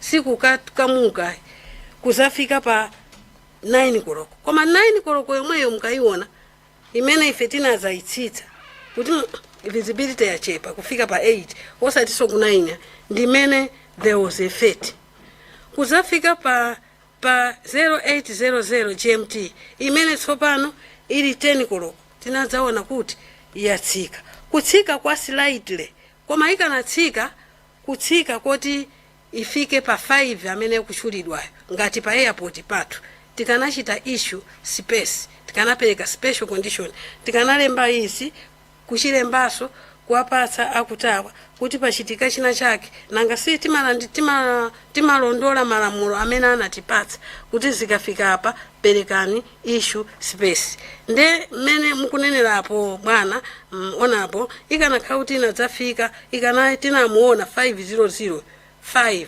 inakwana kuchita issue space koma ife sitinachite issue space kuti tinaona kuti yatsika pa 8 osati kutsika mpaka na kutsika kufika pa 5 poti malo amasiyana mwina ukakhala kuli kunchengotu waona kuti kuna kwa wazavula pamene uli kuchimaliro kuli bwino ine ninachoka kuli fogi kupita kuchimaliro kuli bwino mwina zathu anaona zimenezi mwandiyankha tathokoza ndipitirirabe tikupitano pa cloud cover. I think inu mwatuuza kuti pa page yanu yosatira munalemba kuti the report also records the height of the cloud base. For example, the cloud information at 6 a.m. included the SCT, which is 4 octaves, BKN at 1,500 feet, it was 7 octaves, I think. OVC inali at 7,000 feet, tukube inali 8 octaves. Tachita ni confirm ngati ndina kumva ni bwino. Honorable Chair, person,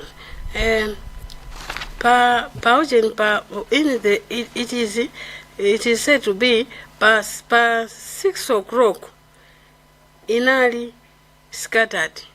Paja talankhula za few koma papa panali be few ndekuti mitambo yochepa imambira pa 0 few FWEE imasonyesa kuti mitambo yochepa like kulibe imambira pa 0 pa 100 ndio tikumamba kulibe mitambo timalemba few komano tinadzafika pa scattered kusonyesa kuti kumwambako kunali mitambo ya ifupi height kwa ife tikayimirira ndikuti kumwambako mitambo yotsika the lowest amount of cloud must be observed pa malamulo athu and it must be reported and the height also given.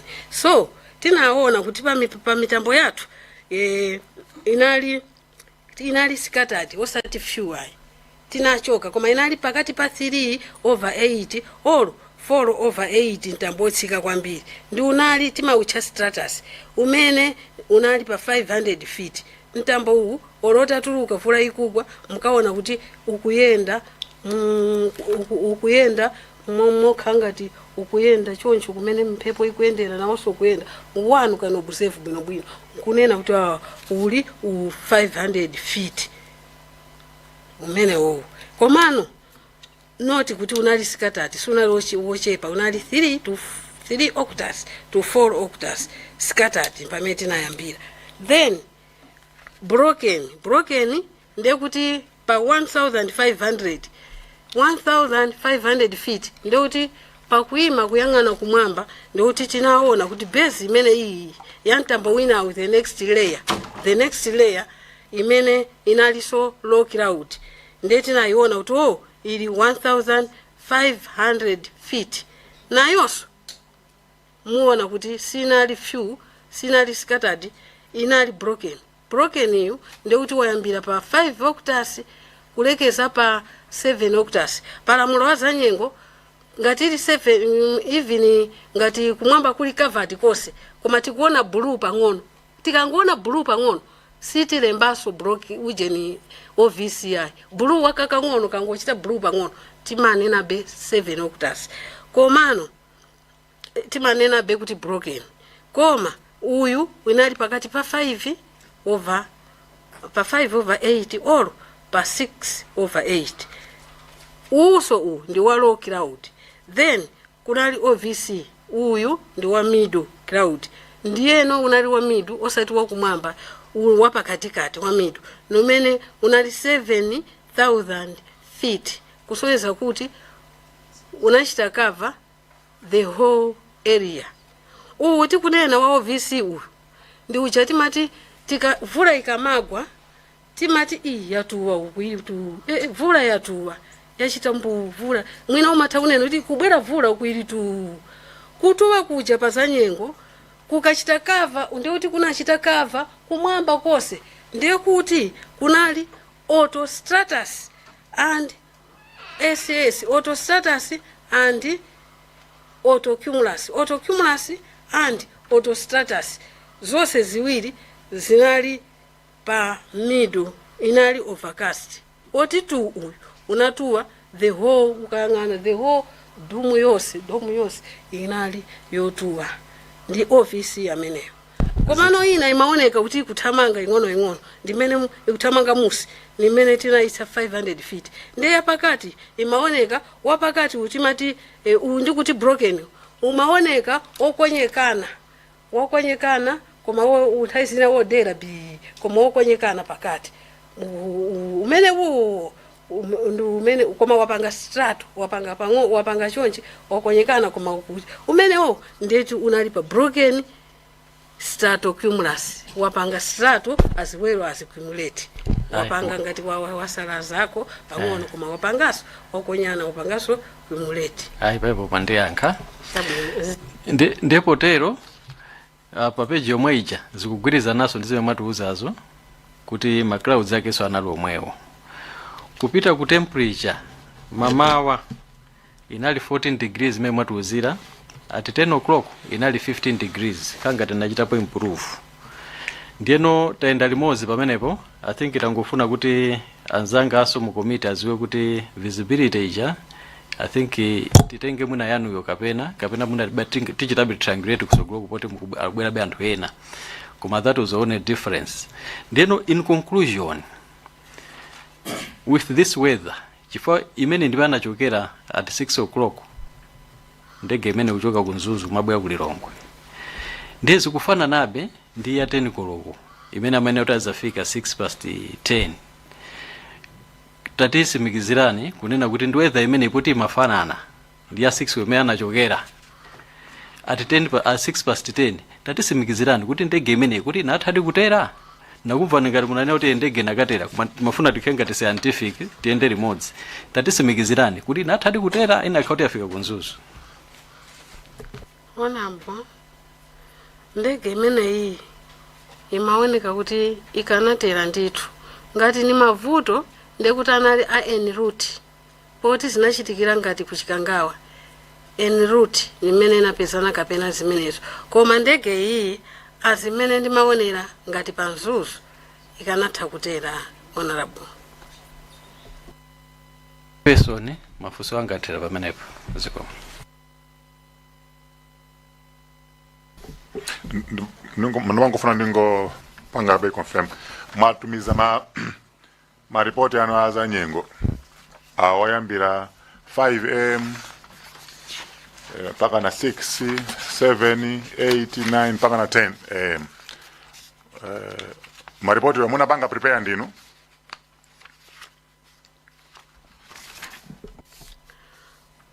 chair maripoti awa ine nimango waona nimango wapanga verify not kuti kulemba papa because pam report ili yose pali pena polembedwa observer and you will see kuti observer wa 4 o'clock anali Nyirenda and I just saw and verify so zili chonchi ndiye report inayo analiso wina Nyamataja ma signature ndiyena then the other one ndi wina nalipo ine nimango khala oonerera bwana shiona bwana chair chabwino koma usanza kuti ma report wodi anali mu office ino munatsata bwino kuyambira 5 o'clock mama mpaka na 10 o'clock zo chili chose chimene chinalembera munachisata mfajake lero mukubwera kuzafotokoza nkhani maripoti amenewa ndinatsata komanso mnthawi zina ndikapezeka nangasi tili nthawi zonse ndikapezeka kuti ndili pa off nangasi nali ngati supervisor ndeka ndekuti amatheka kunitumizira pa phone then ine nkuona to mwachita chonchi okay nionetsetse okay komano apa sindikuona bwino masiku ena ambuyo koma abawa maripoti awawa ninalipo ndipo ndinatsata bwino honorable chair chimene ndanena nchakuti mukayang'anisisa kuyambira 9 koloko pa maripoti po visibility number kusintha mpaka na 9 kilometers mpaka na 11 mene mati 10 o'clock chimodzi monso visibility 10 o'clock visibility 9 kilometers 11 o'clock visibility 9 kilometers zimene zimunaziona kuti visibility inamba panga improve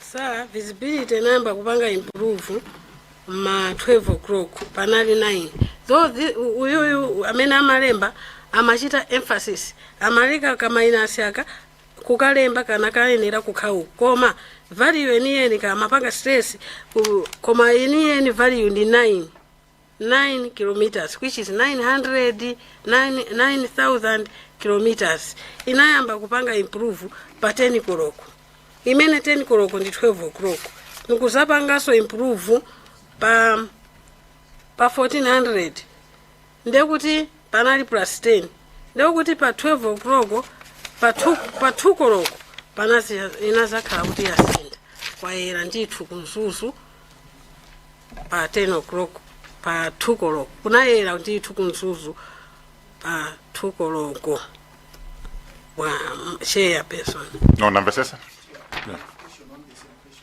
yeah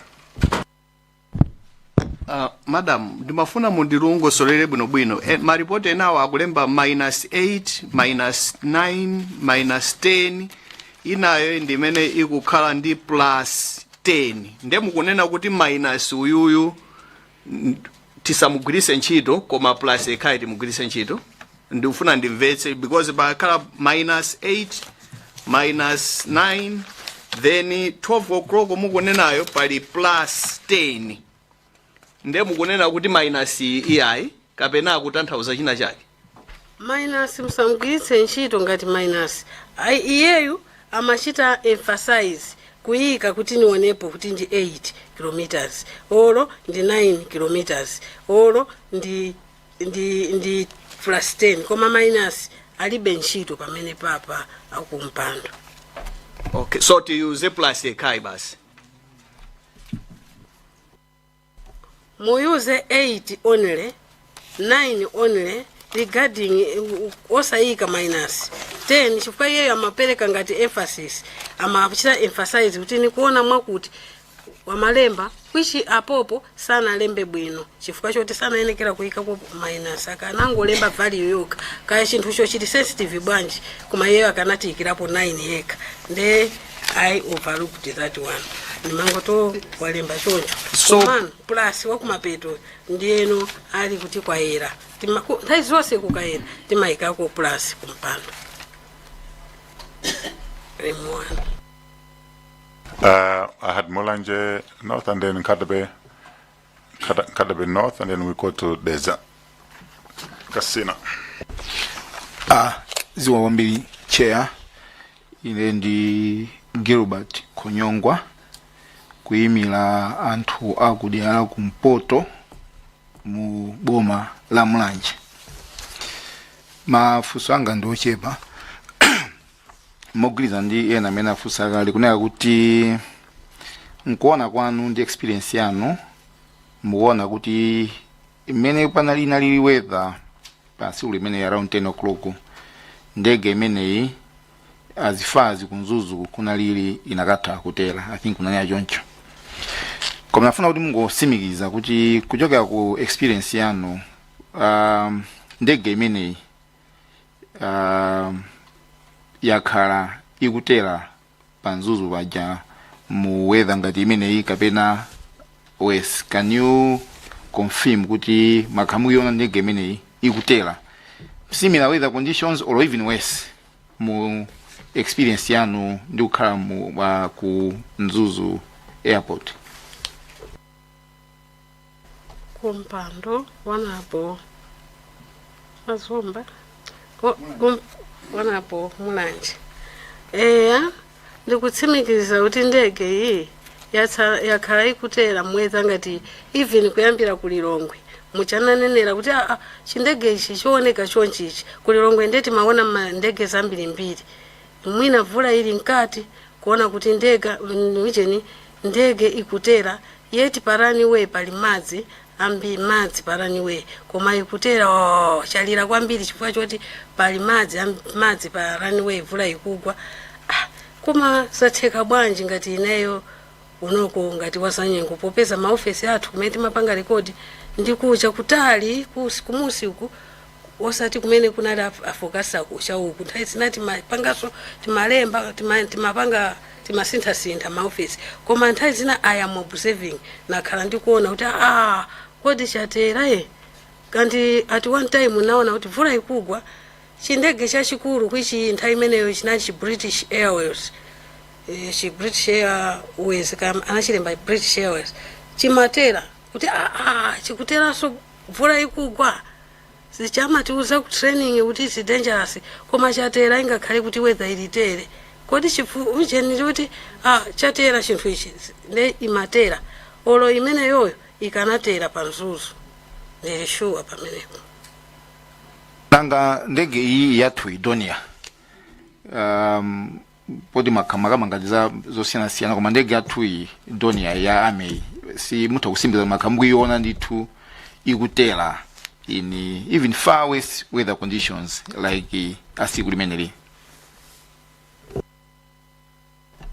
Nitakusimikiza kuti nthawi zina imatera though nthawi zina pamapezeka kuti takumana ndi akutawacha akuti kwa kuyerako imatera with conditions ngati ya 8000 kilometers hii imatera koma ikafika ngati visibility ichepe ifike mwina pa ikungogwabe yambiri nthawi zina isimatera amanena kuti achedwako kai kulilongwe abwana athu air traffic controller ndikuti tikukambirana yachedwa imene ija imafuna kuti ibwere pa nthawi iyi koma chifukwa choti vula iyi yakula kwambiri ndekuti imapezeka kuti pamene kwayera ndi pamene imatera conditions ngati zimenezi especially nthawi yoti ukuchitika ziphaliwale ndi vula yambiri ndeti imayembekezera mpaka kuyereko pang'ono koma situation ngati iyi I am sure ikanatera kumpando.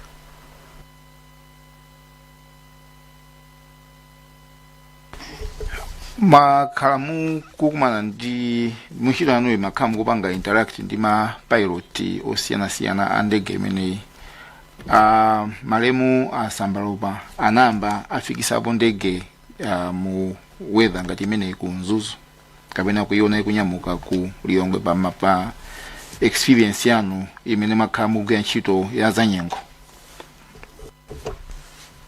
Kumpando bwana onapo ndege iyi nthawi imeneyo eti mmene alili maofesi athu ndi ofesi yakutawa observatory office imakhala kutali ndi ma buildings ndiye chifukwa choti timafuna kuti titenge mphepo zenizeni titenge marecords olongosoka ndi observatory office yathu imakhala kutali ndiye kuti mu nthawi ina iliyonse sinkanatha kudziwa kuti amene wayendetsa ndegeyi ndi uje by name ndi pamene popo singayankhe bwinobwino amaoneka nilesi kuti mwina takumana nawo kuti atuluka amayendetsa ndi awo koma ku ofesi kwathu ndi ku ofesi kwa kumene imaterera ndege kufupi ndi control tower ndipo talikira poti sinkanatha kudziwa bwinobwino kuyankha singathe bwinobwino kuyankha funso lingati limene lili mpando.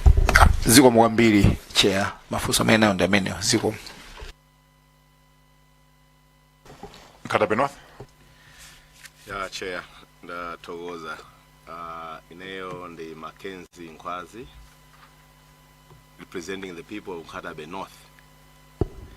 Ndine mafunso awiri kapena atatu.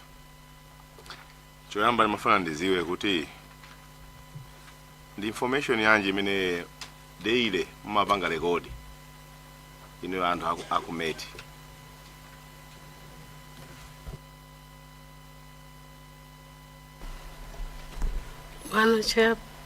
Bwana honorable ma information amene timapanga record daily ndi ambiri koma iyi pachandanena kuti iyi ndi timachitako extract information imene ikufunika ku aviation koma timapanga daily ma maximum mwacha mmava kuti maximum temperature ku Mzuzu ili chonchi minimum temperature ku Mzuzu ili chonchi evaporation ili chonchi chifukwa choti evaporation iso ni ma process yake ya measuring timachitaso measure zina apart from izi zimene daily timapanga measure zinas dew point temperature dew point zonsezi timazichita measure tsiku ndi tsiku onabo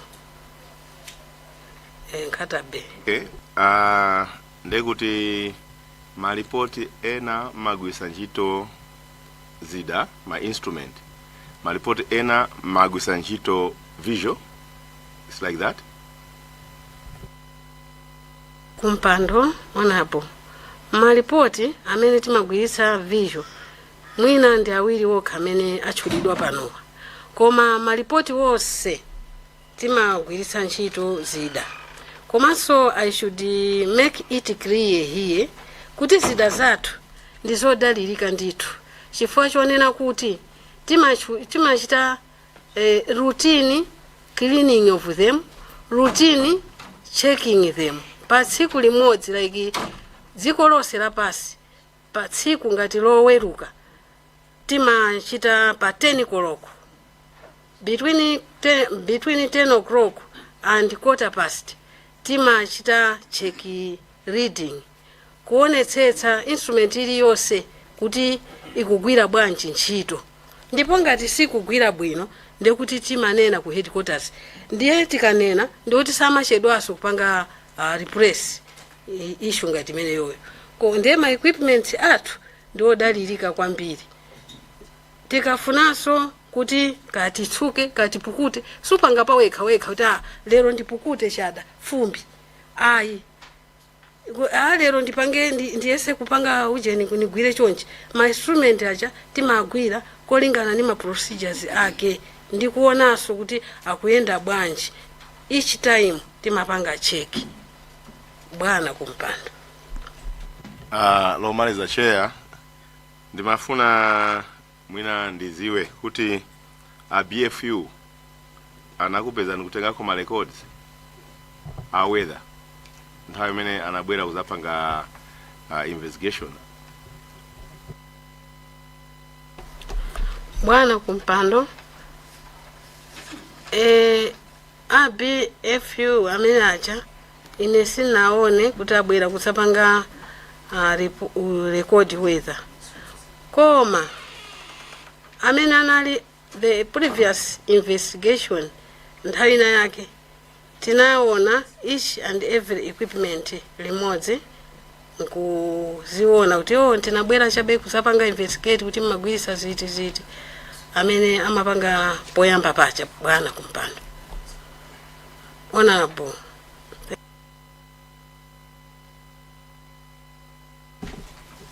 Deza Kasena.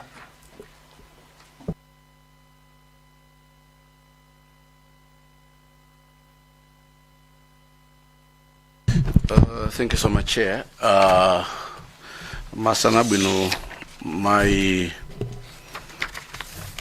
watu masanano, my Vunguma, inazina langa ni Joshua Marango, MP wa Kudedza Kasina.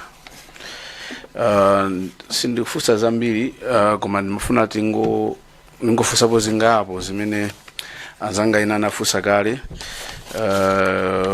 lingo dutsa mupangono. Ndiambile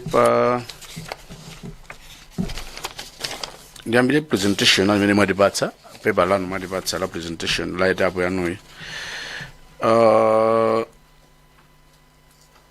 mwana noti mwagwirako ntchito zaka 35 mu civil aviation ngati meteorologist mpaka namene masiya kumapanga retire. Ndi anafusa anzanga kunkhatabe page aniyomalizirayo page 7 bread number 7 maga imene mukulongosora bwino lomwe kuti Mzuzu airport ndi Chikangawa ndikosiyana condition yawo whether imatha kusintha from one place to another place. Mapekapo chitsanzo cha ku Mzuzu airport kuzikhala nyengo ina kupita ku Lunyangwa lokunzuni kaso nyengo ina yosiyana. Fusimena fusa Ankatabe Katabe North equipment mema kwisa ntchito kuyeza ngati patsiku limene visibility ya 8 km or visibility ya 9 km. Was it personal kungopanga observe fanda kuva mugwisa ntchito mawoti observer kapena munagwisa ntchito zipangizo zimene zinakuonetsani kuti distance ndimene lili crowd 500 feet ndizozo visibility yake kukhala 8 or 9 km?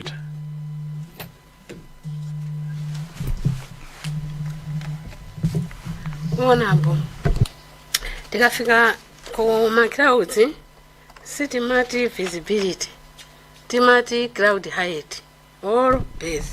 Yeah, cloud height yo plus ma visibility 8 km acha mumapanga determine bwanji using machine kapena just observing noka kuti awako kukhala mwakuti. Ma cloud height ana mbuyo mwa makoma amatikhomera pena pake poti mtambo base yake ikafika ngati paphiri pakuti komanso kumene anatiphunzitsira kuti status imaoneka mwakuti koma tipatse height timatengera ma demarcations amene anatipatsa kuchokera akamapanga station amapereka zina zimetenekera kuli chitarifa kuti height ili chonchi ya mitambo olo height ili chonchi level ya mitambo tenekera kuipanga chonchi kunena pa ujeni height yake. Ndiye tikamanena kuti 500 feet ndithu ni vali yoti siyo kaikiri saso kapena kungokomedwa mtima kuti ayi tilembe 500 feet height mtambo kapena tilembe 150 feet height mtambo. Choyamba pamene timaphunziraso amatiphunzitsa kuti mitambo yakuti iyenekera kuti ma level aliwonse mtambo timaphunzira kuti mtambo wa status utha kuyambira mwina pa 2 feet olo 3 feet kumapita pa 1000 height. Koma ukafika pamene popo kutsogolo ndekuti kulibe sunganene kuti status ali pakuta kumapezeka ma stratocumulus. Ndiye chifukwa chake we jumped titamuona status kuti uyuyu wathera 500 feet. We jumped nkuzaona kuti kodi secondary layer imene kuoneka pa malamulo athu azanyengo kuti always the lowest layer of cloud must be reported first. Chifukwa chake ali koyambirira. Komanso always when cumulonimbus cloud is seen, regardless of the amount, always must be reported. Ndiye kuti tikutani ma criteria amene anatiphunzitsa pa ntchitoyo ndamene timagwirisaso ntchito kulasiso kuona ma demarcations amene anatipatsa sikuti ndi maso okha ayi koma there are other demarcations amene anatipatsa kuti apapa pokafika pa ngalaki pa phiri ili kapena apo demarcations zinthu zina zitalizali iyenekera kukhala mafiti mwakuti kumpando iniyo ndi amene mumazidziwa ife modiphunzitsa ngati expert witness. So chimene nafunsira ndi chakuti mwandilongosola bwino lomwe kuti ikafika mtambo apa mona level ndi 500 level imene kuoneka ndi 300. Chimene mafuna ndidziwe ndi chakuti kodi malevel amadziwa bwanji makodi pali ndi machina amene timayeza kuti mtambo uli pa 500 feet kapena makodi nokha mango uona ndi maso nkuona kuti iko zikhala 500 iko zikhala 300 or iko zikhala 600. So just to correct, Sanabwere ngati expert witness anali on duty on that day. Expert witness wa meta azabwera. Yeah.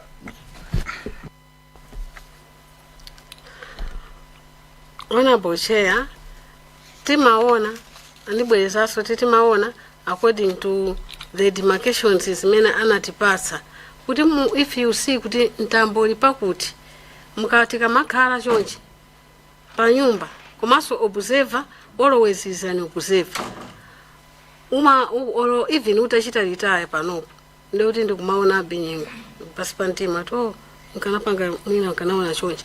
Therefore nthawi imeneyo ndikuti timaona kuti mitambo ija yenekera ati this fit imakhala college course osati yongo mutenga munthu just 2 days imakhala course yomutenga munthu kaviri munthu kuti adziwe kuti kodi ma demarcations amene atipatsa abayuza bwanji kapena zinthu zimene aone by eye azipanga bwanji. Ndiye imakhala course ndithu yayitali yoti munthu akachoka ku training apangaso akamabwera impaka anatidziwe kuti apapa tsopano munthu uyu akhoza kuchita kukapima yekha olo pokapimaso pacha mapezeka kuti mwapita nosi awiri olo atatu mkuona kuti temperature iyenekera kukhala chonchi.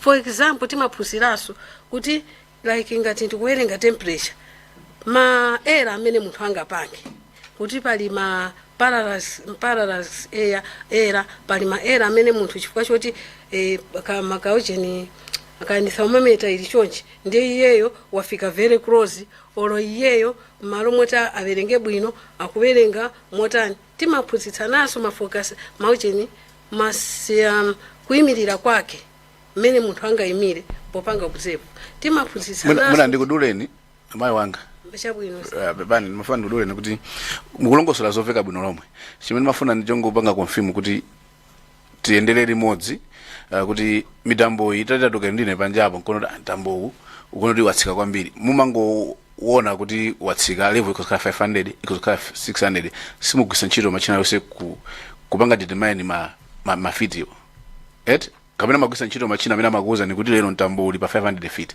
Ndimafuna tipange confirm osati zina mulongoso zija ndikuziva bwino kono fati ngopanga confirm apapa monga mmene palili pano kupita panja kukaona sikuti ningapereke mwansanga height ya komano pa station pamakhala zinthu zina zimene kuzopanga nazo rifa kuti mtambo kuoneka chonchi uli apa komano china chimene timachiphunziraso kwambiri nchonena kuti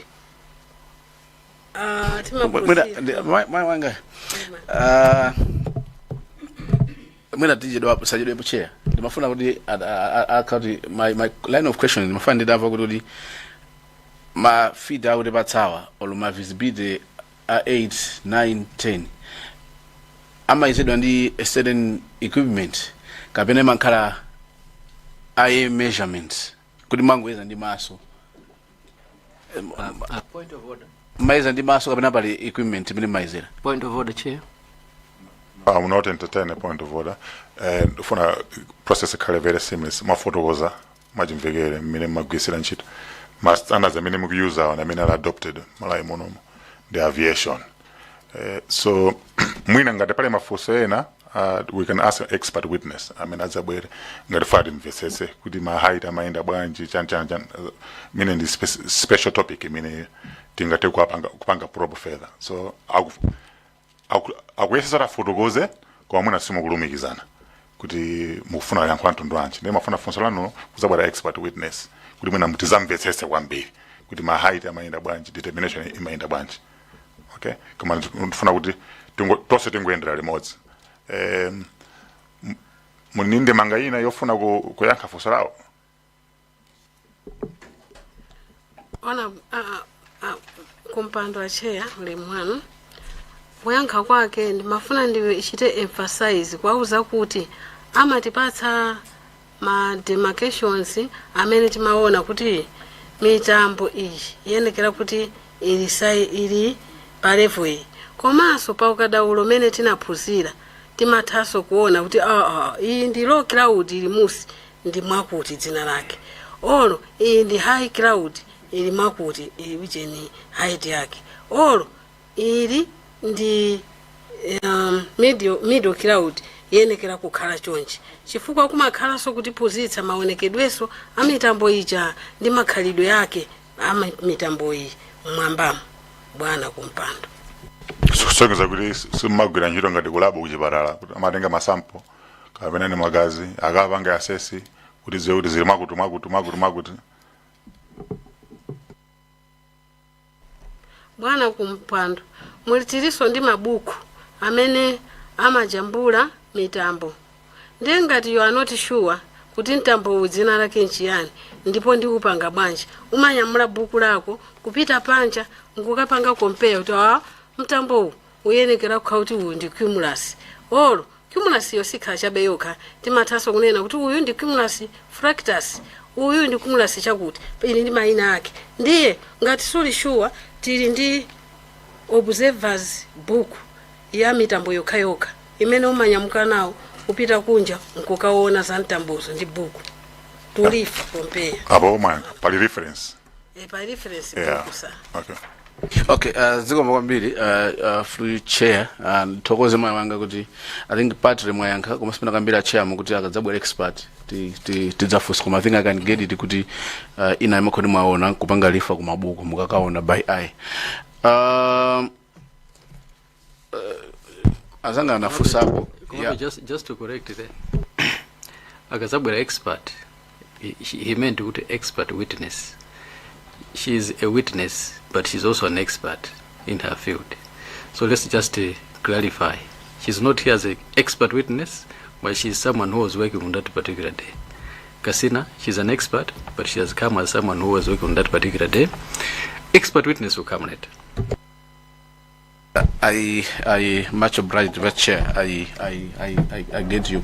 That's why Fusanga Janma Fusa kuti as expert, koma chair and one collect would know she's expert, koma abwanga witness. Koma I will leave it because I have a line of question meaning what I wanted to get from her, which I didn't get correct as to says.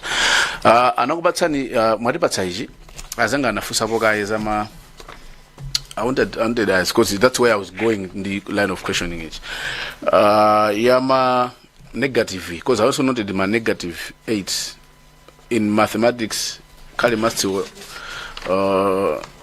sito samineti madziwa bwino. Koma ma negative 9, negative 8 ndi dibanga lifa ndi mana banga lifa vice chair ineso nabanga note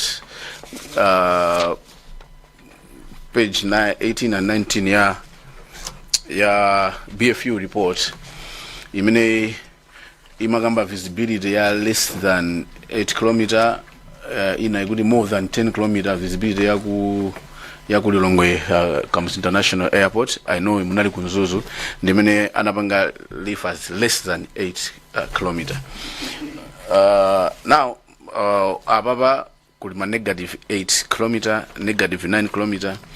I thought in a simple mathematics when it's less than, you can put in a negative. Zosiana. Honorable Chair, the Zosiana. Chabwino. Ndimafuna mutithandizeko. Mukakhala kuti mukuyeza using eye contact mumapangiramu or kamena pali exact machine. That's where mapita chair. Kuti suppose mwina ili pa 7.9 visibility kaya ili pa 8.1 8.2 mapanga pick exact figure 7.9 7.8 visibility 8.1 8.5 or 8.4 mungoika ngati round kuti ndi 8 km each 8.5 upita uko mkhozeka ngati round figure 9 km in simple mathematics kapena matopanga exact figures olumapanga to the nearest.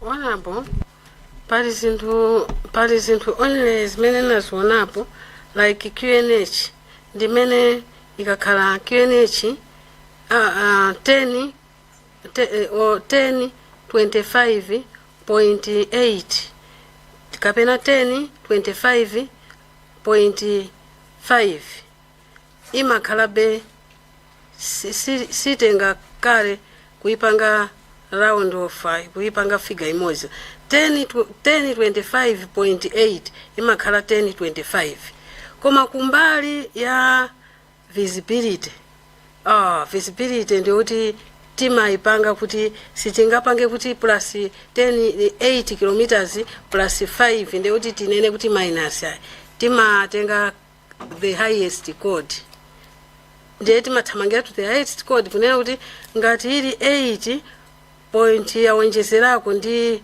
5 ndiye kuti fe tikananena 9 kapena ngati ili ndiyo timachita mwanomo ngati mwa masamosi kuti timawonjezako kuti imene ili 8 yawonjezako 7 imene isikhala so 8 tingoipanga ngati 9 visibility kumpando ndekuti mwandiyankha bwino kwambiri kusezolera kawalere pa 7 point chakuti mukhoza ngoisiyabe pa 8 7.7 7.8 ikhoza kukhala around kangula ndi 8 km visibility mene mwandiyankhirama ndichoncho ndichoncho honorable kusonyeza kuti ABFU mwina pena nanena kuti less than 8 km mwine wanayika exact figure nkutheka ya 7.8 7.9 pamene mwangoyika ya land figure ndoti nonse mwina mmakamba zofanana mwangosiyana kanenedwe tikhozotero nkutheka kumpando nayenso napaonetsetsa pamenepo napaona ndito maybe zinali choncho malipoti matipatsawa so chair madongo ndinawo babawo sinaonepo ya pa 9 matipanga kushare ngati ya pa 9 June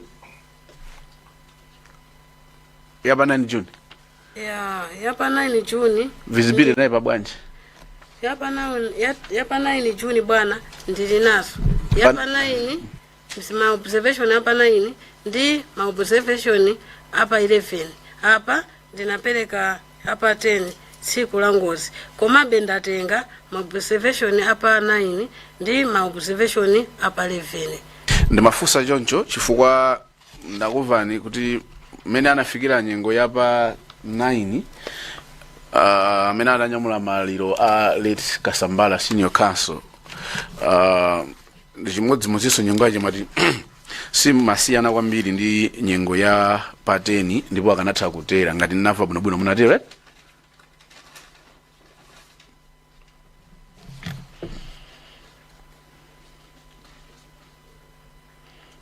munanena kuti nyengo ya pa 9 ndi ya pa 10 simasiyana kwambiri andikanakhala anafika kunzuzu ndi chimodzimodzi akanatha kutera munatero nava choncho rawangani confirm pamenepo bwana honorable pa weather ya pa 9 ndi weather yapa 10 weather yapa 9 inaliko better mwana kumpando than weather yapa 9 inaliyovutirapo yochuluka kwambiri uche chifukwa if I can take yapa 6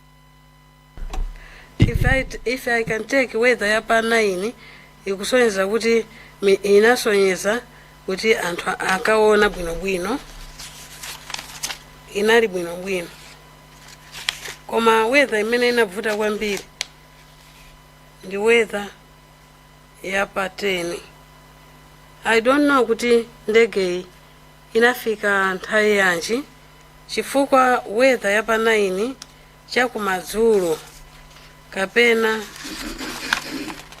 pa 12 o'clock kunali kuti kukuwaza kavula ang'ono kusonyeza kuti kavulaka kanayamba chakumasana pa nthawi ya vula 12 o'clock. Yeah, I think chair adia nkafusolanga tipite fusolina for mena mwayankhiramo now ndapeza no picture kuti no weather yapa 9 inali yosiyana ndi yapa 10 ndi mwana kuti yabwinoko inali yapa 9 yapa 10 inali yoyipa chifukwa chair yabwinoko inali yapa yabwinoko inali yapa 9 though kumkamawaza pa 9 yoyipa inali yapa 10 yoyipa yapa 10 inali yovutirapo Shabino. I think for the chair, Nobanga Leaf and the BFU report, if you go on page 37, paragraph Yajwidi Omar Israel, Ikugamba za the weather yapa 9 June 2024, 5 o'clock. Menagamba Dijago Masonali Mvula.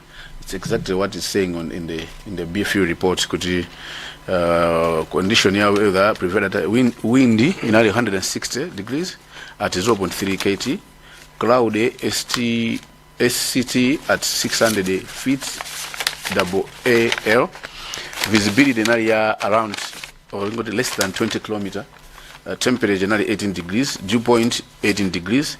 And in Hamene Mabanga land, testimony is described by the weather in area foggy, commercial spray rain and Mvura.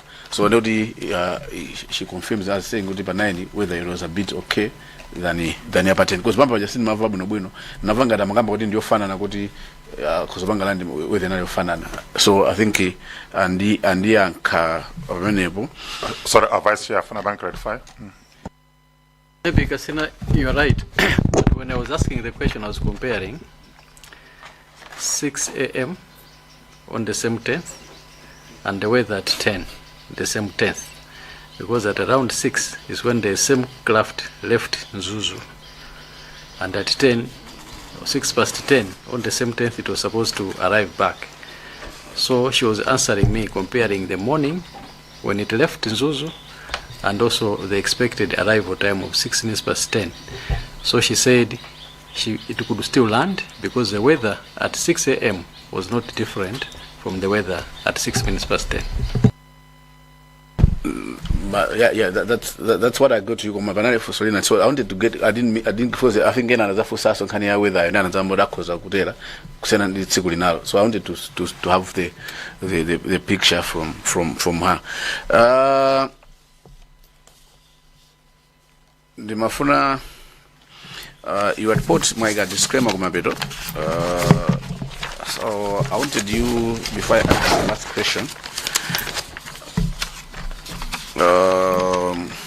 Magamba za weather imene ili ndizo tolozo kuti inumba ngopanga za and zimene zimene naso mu BFU report kuti ngati dziko timangopanga report weather yamene mukuona ngati ku Mzuzu munali ku Mzuzu airport ndikuti akulilongweso airport koma nyengo ikasintha pakatipa in the route planned route according to the BFU report planned route imene akuyenda pilot kuti nyengo ili bwanji kandi padowa kaya dutsa kunyanja kukhota kaya nyengo ili bwanji munjiramu as a country olongati nuyo simuperekeza kwa pilot kuti munjira kumana nyengo yotani kapena akumana nyengo yotani sitiperekata pamenepo forecasta amapereka ndipo pamene amachoka ku Lilongwe ndi imene imasowekera mnjira akanatha kuyendera kudziwa za mnjira pali pamakhala segment pamakhala en route weather imene akanapereka imene yoyo I don't know kazinatani mwina mudzafa kwa anthu aku Lilongwe akabwera koma imene yoyo akanapereka en route forecast imene akanakafika nayo kukafika ku Mzuzu bwana ku mpando ulemu wanu. Munapomaliza ndimufuna ndi before azangena nakufusani ndi ndikumbula naku munanena kuti ndege kakautia yakumana ndi zina munjiramo ikapsa kutera poyamba naku munanena kuti makhamukona ndo ndege zina zikutera kuli mvula koza nthafuza za Donia ndi munanena kuti nakupangani court munanena kuti chatera kuma kusukula matuza kuti it's dangerous imatotelabe khale muzuti kusukula nazo kuti it's dangerous kutanthauza kuti ikhozotera koma it's not safe ndicho nchete mene munapuzira school nakupangani court chonchapo eya anatiuza choncho amatiuza choncho komabe ucha fokasa ucha amadziwa mene iyeyo ucheni pilot amadziwa mene iyeyo athe kuyendera kuti afike ngati kuti njira imene mukudutsayi kukoneka kuti ndi ya minyala ndi ngati iyeyo wazikhulupirira kuti njira iyi kuli minyala komabe ndiyenda as careful as much kuti ndikafike pamalo kuli izi ndi chifukwa kuli mawedha amene timatha kuwapasa kuti adziwe kuti zimene mukumana nazo munjira ndi izi ngakhale amene en route imene mukuyenda pakhala izi koma amayenda ngakhale mvula ikugwa like Pakamuzu International Airport focus athu amene timakhala working hand in hand amapezeka kuti akulemba masegment mvula ikugwa koma akulemba kuwapasa kuti apilot atenge adziwe kuti ayenda bwanji zimachitika zimenezo. Pomaliza chair sindibweraso nofa ndifuse mafuso awiri ndi limodzi koma mfamu ndiyankhe magawo awiri nakupanganiso kuti munanena kuti nthawi zina kuti ndege yanyamuka mwina chifukwa cha weather imaphera kutera amatha kuza kuti yachedwa ku Lilongwe mwina chifukwa cha nyengo imene alili ndi nofana tamva kuti kodi chimachitika ndi chani kuti nyengoyo ndiyoyipa yanyamuka kale ikufuna ifike yafika kale pa Mzuzu koma chifukwa cha nyengo singathe kutera zinamba zachitika pa mwanazionapo kuti ndege yabwerera olo yaphera kutera ku Mzuzu in your 35 years experience kundege jale phera kupulera koma yabwera kale yafika kale imathema mala modzi imangozungulira kabla munazionapo zimenezo ndikumaliza mene mwakambira statement yomalizira mayankhula apa mane akafusomo ndimafuna mpange kufimu kuti mukapereka zonse mwaperekazi zanyengo mukamuuza mene mukamuuza driver kuti kuli miyala amakhala chiganizo ndi kuti ndikayenda motere mu miyalamo kuti ndikafike mukapereka report lana zanyengo kwa oyendesa ndege chiganizo chopita kapena chosapita sichikhala manja mwanu chimakhala cha oyendesa ndege ndimafuna mpange kufimu zimene mafuso awiri amenewo ndikatero chair ndikuti ndayima penepo ngadedza kasino. I confirm kuti chiganizo cha oyendesa ndege ndi chimene chimagwira ntchito ife kwathu kumakhala kumpasa thinking kuti apa ndiyenda kumakhala yekha zimanja mwa oyendesayo andi mundikumbutse funso lina laling'ono ndayiwala la kuti mpazaka zanu 35 mwakhala mugwira ntchito munakumanapo ndi scenario kuti ndege yafika munapatsa zanyengo kuti mukabwera kuno weather ikuoneka chonchi koma munjira muja itanyamuka kale yasintha nde ikulephera kutera imaibweza imakhala imalemo moja pana nyengo ifike boda khoza kutera nde ikade madani imakhole yango ima mala modzi kanoka yozungulira zimadani ngati munakumana kwa nyengo imeneyo. Ona bochea ine sinakumane nazo zachoncho koma every pilot akamanyamuka amaonetsetsa kuti adziwe ku destiny kumene akupita kukuoneka bwanji andi amafusa munthu pilot afuna meta kuno kuli ndege ndiyoti ife tili ku Mzuzu akufuna weather kuli ndege olo ali kukalonga akunyamuka akufuna ife tili kukiya akufusa asananyamuke akufusa weather kuti ili bwanji kumene kuko ndi amakhala kuti distance kumene apite pilot amakhala kuti atadziwa kale ndi zoti munthu kufika kubwerera ayi koma kunena kuti mmene mwandipatsira weather yanuyi ikuoneka kuti ikuopsako ndithu pang'ono sili bwino kwenikweni amatha kungotani kungodikira pang'ono kuti monga kuzuzu kwathuja zimachitika kawiri kuti mwina air traffic controller cha akundiuza kuti fokasa ujeni akundiuza kuti weather imene iyi ikuoneka ujeni masana zioneka bwanji ujeni ndege ija yachedwako ndi kuti wamalo moti abwere mkandi 10 o'clock abwera 2 koloko kuti kupange kaishani clear izozo ndeza kazi kuchitika koma zoti yabwera kale kubwerera sinazionepo kwenikweni izozo mwina zayankha funso ilili ndeni yake akutawa andiyankha bwino koma mwinano amisa funso langa weather yomwe apereka kale mmene mwakambira mucha at destination imampatsa asanabwere koma on the way mmene mwakambira mu report lanu kuti ikhoso sintha nyengo imasiyana mwapereka panopo ndi nyengo ili chonchi in the next 5-10 minutes mwina yasintha koma ndege jekali in trust ili kali mu trust zimadani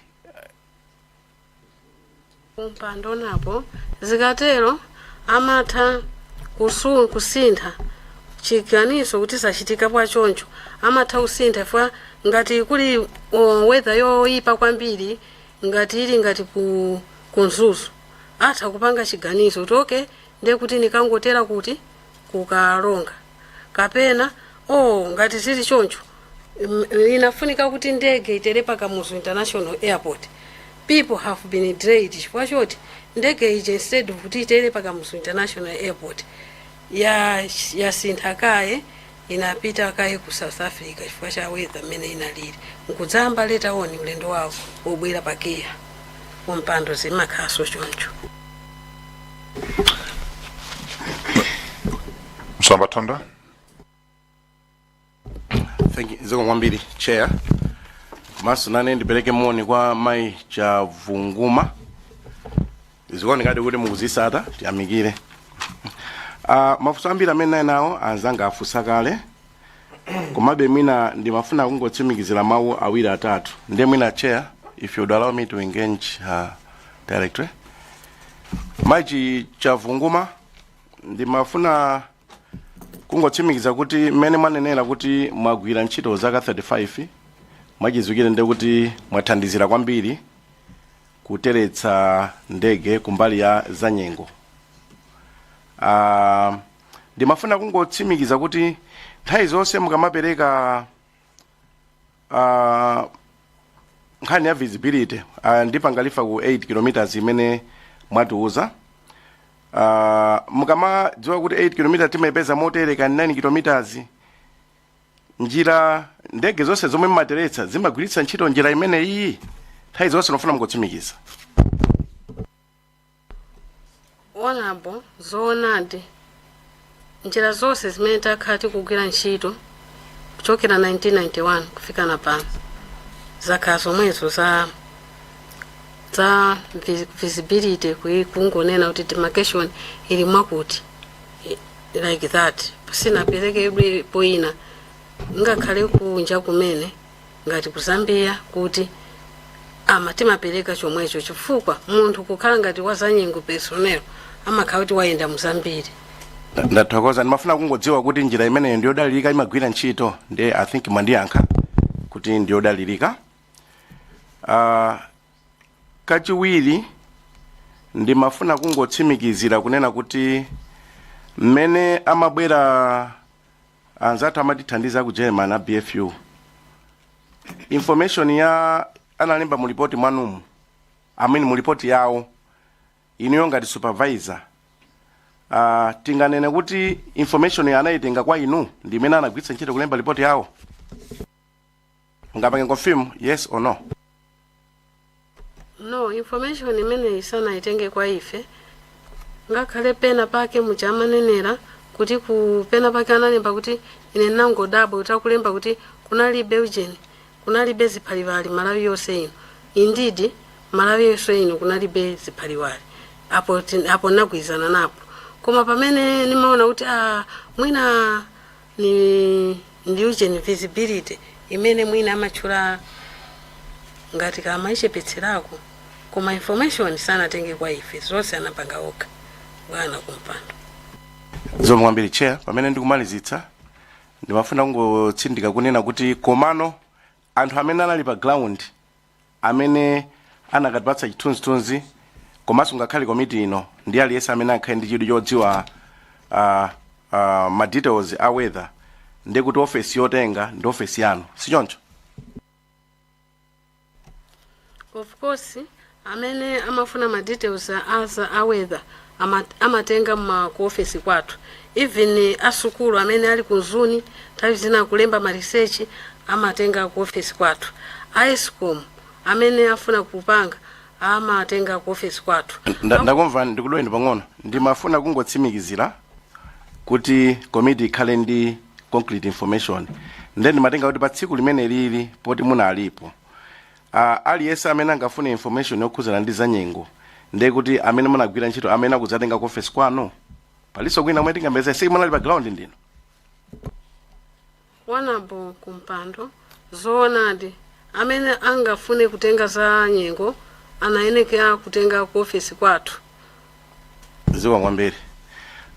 Pomaliza penipeni chair ndimafuna kugwirizana ndi anzanga kudetsa kasina kuti pena pake mwina poti matipatsa information yako nzuzu akulilongweso I think azatipatsa information yawo koma anthu angapo makamaka asilikali amene anabwera ena ma engineers ma pilot anatitsimikizira kuti ndege imeneyi inali ndi equipment imene amayitchula kuti weather radar imene imawunikira ziopsezo za nyengo kumene ikupita ikamayenda pa ulendo. Nde mwina manganane nazo ngamoja muganiza kuti chimene chimapangitsa nthawi zina mapilot osafufuza kwambiri inut weather poganiza kuti mina kudalira chida chimenechi. Eya ndimaganiza kuchoncho chifukwa ninauzidwapo kuti ena amakhala well equipped makamaka ngati asilikali aja amatha kutera palipose amatha kuyenda mwina palipose ndeno amakhala kuti ali well equipped. Komanso nthawi zina ukapereka weather like kandi ukamba za ma temperature ndi zina amatha timathaso kulankhulana amatha kuti uza air traffic controller kuti amene aonera mitambo ija inali pa level yakuti olo mene anaonera temperature ijayi inali pakuti ena I think ambiri amene ali ndi akuyenda pa ndege my equipments amakhala nawo zanyengo ena mezi maonekera ka sindikudziwa pano koma nimaona ngati amakhala naso language yayiwo acha ndife imakhala imodzi. Chair ndathokoza msomena nawezi kwa tukuthokozeni Maisha Vunguma pocheza nafe lero mwatunukira sina ndizina kumasa mafotokoza za nyengo imene inalili ena feza mitambo sili mazizisata bwino kamasa matiphunzitsa sinduziwa ngati mulini mawo omalizira.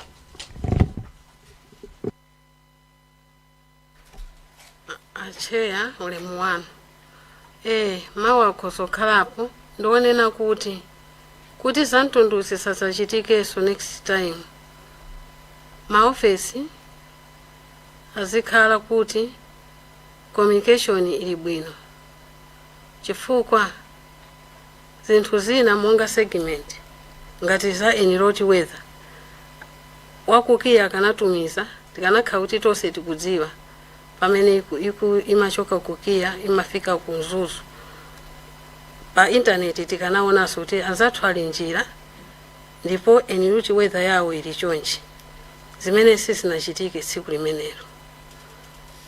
Komanso pafunika kuti ngati nkotheka malo ngati kuja kunachitika ngozi, I don't know poti inachokako pa miyezi ngapo, koma kukanafunika kuti malo in between Kia and Mzuzu, malo aja timaona kuti tikamadutsa weather yake imakhayuka ikitsa, pafunika kuti achitepo open ma stations, achite open station za nyengo office kuti azikhala tizikhala kuti tikudziwa mwina mmene ndege imayenda, direction imene ndege imayenda, kandi mu Lakeshore way kapena way ya ku western route kapena eastern route, mose muja mufunika kuti mukhalebe ma station, komanso ma equipment boma liganizirepo. Mpando mawanga ndi omwewo. Ndathokoza kwambiri chifukwa cha malangizo anu komanso nthawi yopambana imene munatipasa tsiku la lero. Tikufuneni zabwino zonse. Awa ndi mathero a zokambirana zathu. Zikomo kwambiri. Zikomo kwambiri. Mulungu akhale nanu. Amen. Mutifufuzire zonse zimene zinachitikadi, ndipo aliyense azakhutiritsidwe nazo kuti tipeze mtendere bwinobwino m'malawi muno. So mapepa lena mukhoza kutisiyira ngakhale simunapange presentation afuna be mafayilo ngadaba 9 maweather ena pa 10 11 makamaka pa 11 chilichonse chimene munabweresa mukhoza kutisiyira. Zikomo.